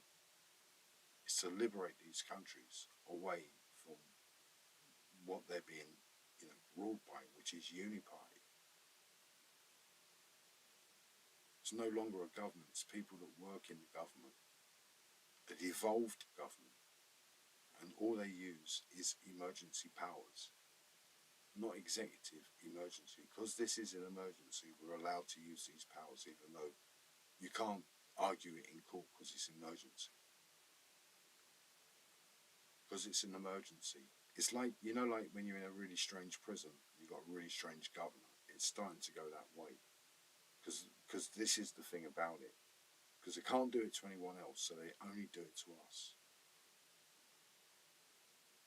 That's why people are saying it can't be for ID. I've even seen it myself, the legislation and everything. And it is to do about trying to prevent people getting jobs, that they can sneak in and get like jobs and stuff. They're trying to stop it. But is this the right way? If they would have rolled it out a different way, people would be queuing up to get the very first. You imagine, you go, and if you get the first person who gets the ID will have 001 or O1 as their ID number. You got these people queuing around the block. That's what it is with the guys in the pub. They don't get it. It goes, I can't stand it. I goes, yeah, I know you can't stand it. But if they did it another way, you know as well as I do, you'd be queuing up 2 weeks earlier to be the very first guy to get it. So it's how they're selling us this. And so what it is because they're not selling us this the right way, where we would want it, they're selling it the bad way. So it's literally interment, the government knowing that we can't fight back against it. They can protest and do whatever, but they ain't going to do anything. It all happened in the poll tax. It happened in 2003 under Blair with WMD, and we're now back to WMD within just over a year. A WMD scenario with Labour. The people that voted for Labour did not vote for this. And that's why we're saying it. What I'd like to say at the end of the video, I didn't, I hope I was nice in that sense. YouTube is my body, so if I go against YouTube, then I'm really sorry. I didn't mean it. But when you go on the internet and now they're trying to call you a bully, when they don't, imagine someone going on the internet and calling Martin Luther King a bully. The only reason why they're calling Martin Luther King a bully because he doesn't believe in the war. Look at the greatest boxer of all time. He didn't believe in the war. And a Ukrainian bot calling Martin Luther King bully. These stupid words that they use. A bully is someone that is scared of something. So what it is with these robots, the reason why they're robots and do what they're doing, they're scared they might lose the war. And they are losing the war. And they won't allow, imagine, they're losing the war and now you're banned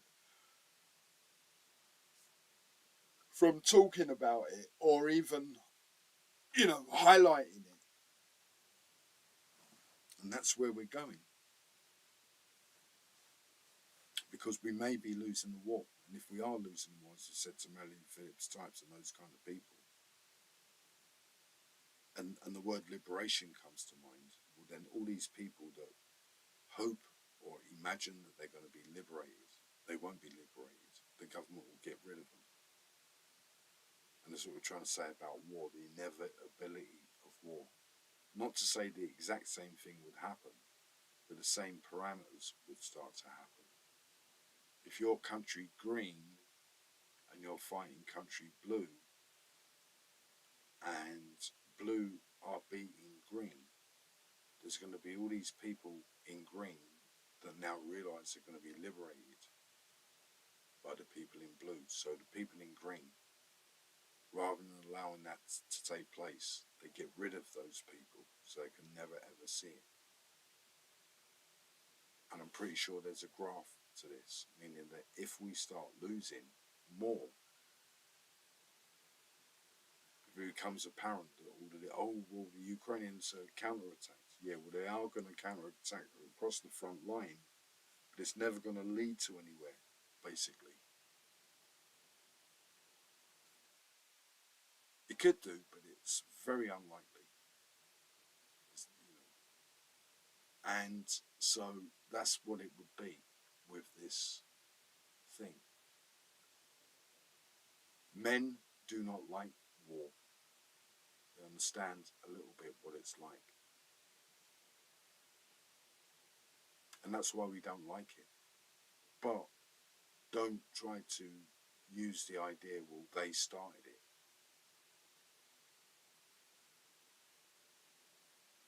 What they did do is they ended it. Although people don't agree with it, but the invasion of Ukraine almost matches the end of the pandemic. And it wasn't as though they made an announcement and all of this that the injection was successful. It just disappeared out the headlines. Said it many, many times. So there's a lot to talk about. But if the magic wand, there is no magic wand, but the magic wand would be that if Ukraine, they don't have to surrender. If Ukraine stop fighting, then overnight Ukraine will become one of the richest countries in the world. That's my take on it.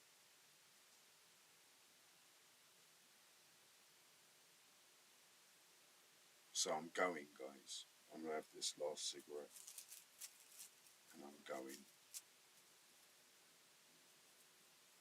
I'll do the bass line.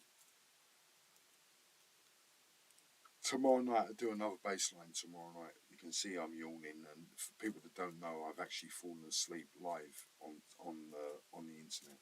Just nodded off. And I had no idea that I fell asleep. I had to rewind the video to see it. Because I was scared that I was talking in my sleep or doing something I shouldn't be doing while I was asleep, because I've got a cat, and my cat has actually intervened when I started to sleepwalk. Not actually physically sleepwalk, but I was actually got up, was sitting up in the bed, completely asleep. I had no idea that I was sitting up in the bed, completely asleep, and the cat ran over and put me back to sleep again. It's really weird how he did it. He must have known that I was in a stupor. He used just the right amount of strength and everything else. I was sitting up in the bed asleep like that. And he came over and went straight back down, back to sleep. What I miss sometimes, I don't see it so much, is I have dreams about the cat. He's got all of these friends. So I'm dreaming and he's got all of these friends. And when I go to sleep, all of these friends come out. And, I'm getting a bit of all of his friends come out and they eat food. All the food that I've left. When I wake up in the morning, I've got no idea that they ate the food. And his friends, they're all like other cats and animals, tiny little, and some of them are disabled. And they hide like for days and weeks until I fall asleep, and then they come out and get the food. But anyway, so we're not against the Ukrainian people. We're not against them. But what it is, we can't understand the hatred. We do understand the hatred, but when we see people that hate people that way,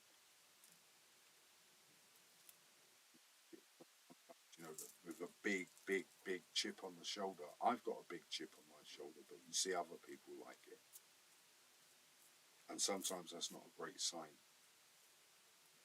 See what I mean? Because you might really hate them.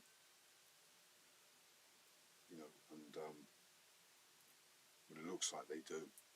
And when you go back in World War II, they hated the Russians in World War II as well, and people forget this. If you're into not liking people, then it's across the board, yeah. But this doesn't apply here. This is the weird thing about it. Right. Looking for I bought this from the pound shop, guys. You can't see it on here. See if I can bring this up. It's not coming up. I've got some words here. What's this? I don't know what that is.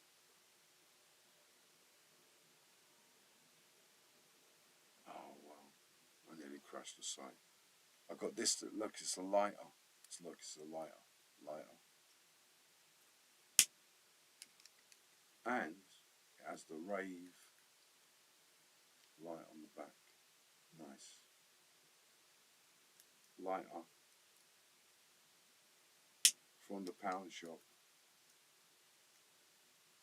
You can change the battery on this. Really good. So I'm having the last cigarette and contemplating my moan. Because you go on the internet, you moan, you regret it. You don't want to go on the internet and moan and say bad things about people and they did this and they're liars and all that kind of stuff. But the initial reaction, as I said, are good men. It's the good men that have to go out there, right? We want you to take these people out. Some of you might not come back. Imagine now it's 7,000.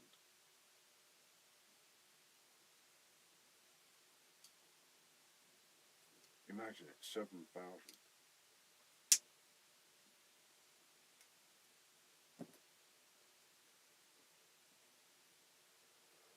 What's that? That's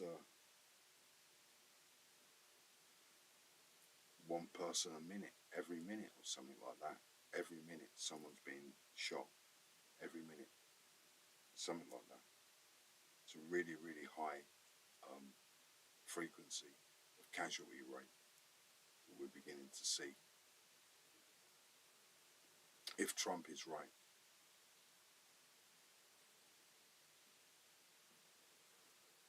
So obviously, at that kind of momentum for the Europeans is unsustainable.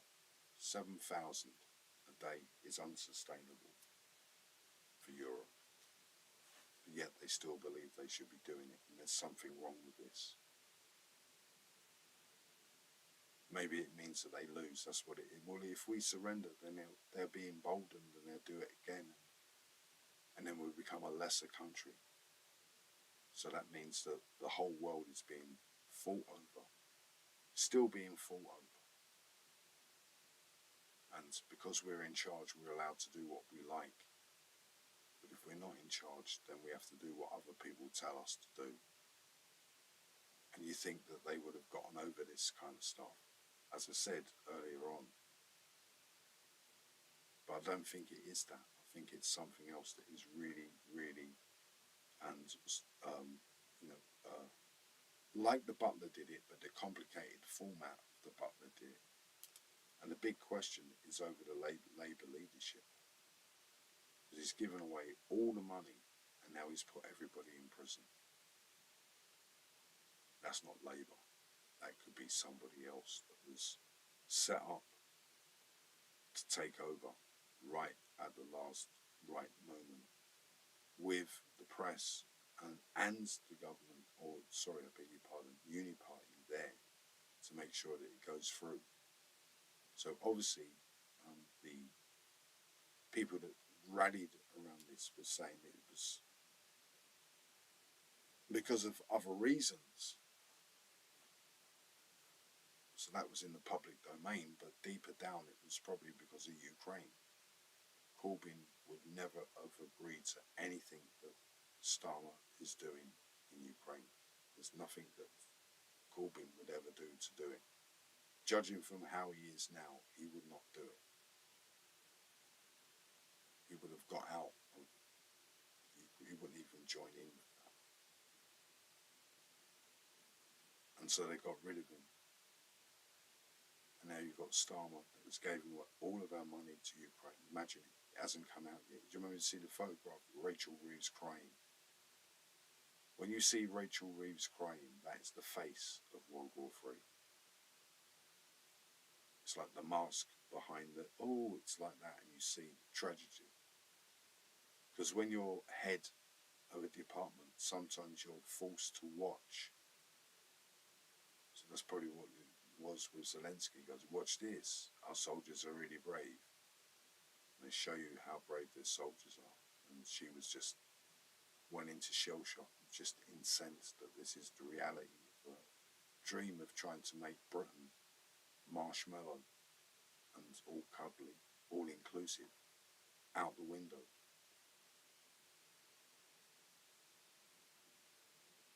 And that's why we're against it, But he's the aggressor. Well, not necessarily is he the aggressor. pandemic ended when he invaded Ukraine. For years and years and years, they said that he was bluffing. He called their bluff. The nationalism in Ukraine went through the roof.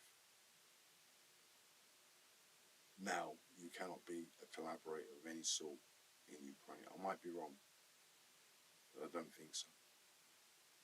And then when you think about it, that's the thing we're missing in this. When you think about people like Melanie and Phillips and those types, what happens to all those people that get interned in Ukraine? Where do they go? We never ever talk about it. They just get arrested. And that's that. Look at their flats being bombed now, so they don't live there. In fact, they don't live anywhere. Is the fear.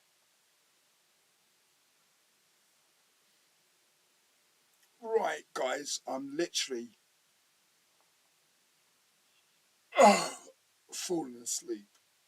I'll come back tomorrow and play bass. Or I might come back tomorrow and talk about, I was going to talk about America.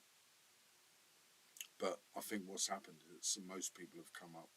I had some theories, and some people have actually got those theories anyway, so that's good. Okay, guys, I'll catch you soon.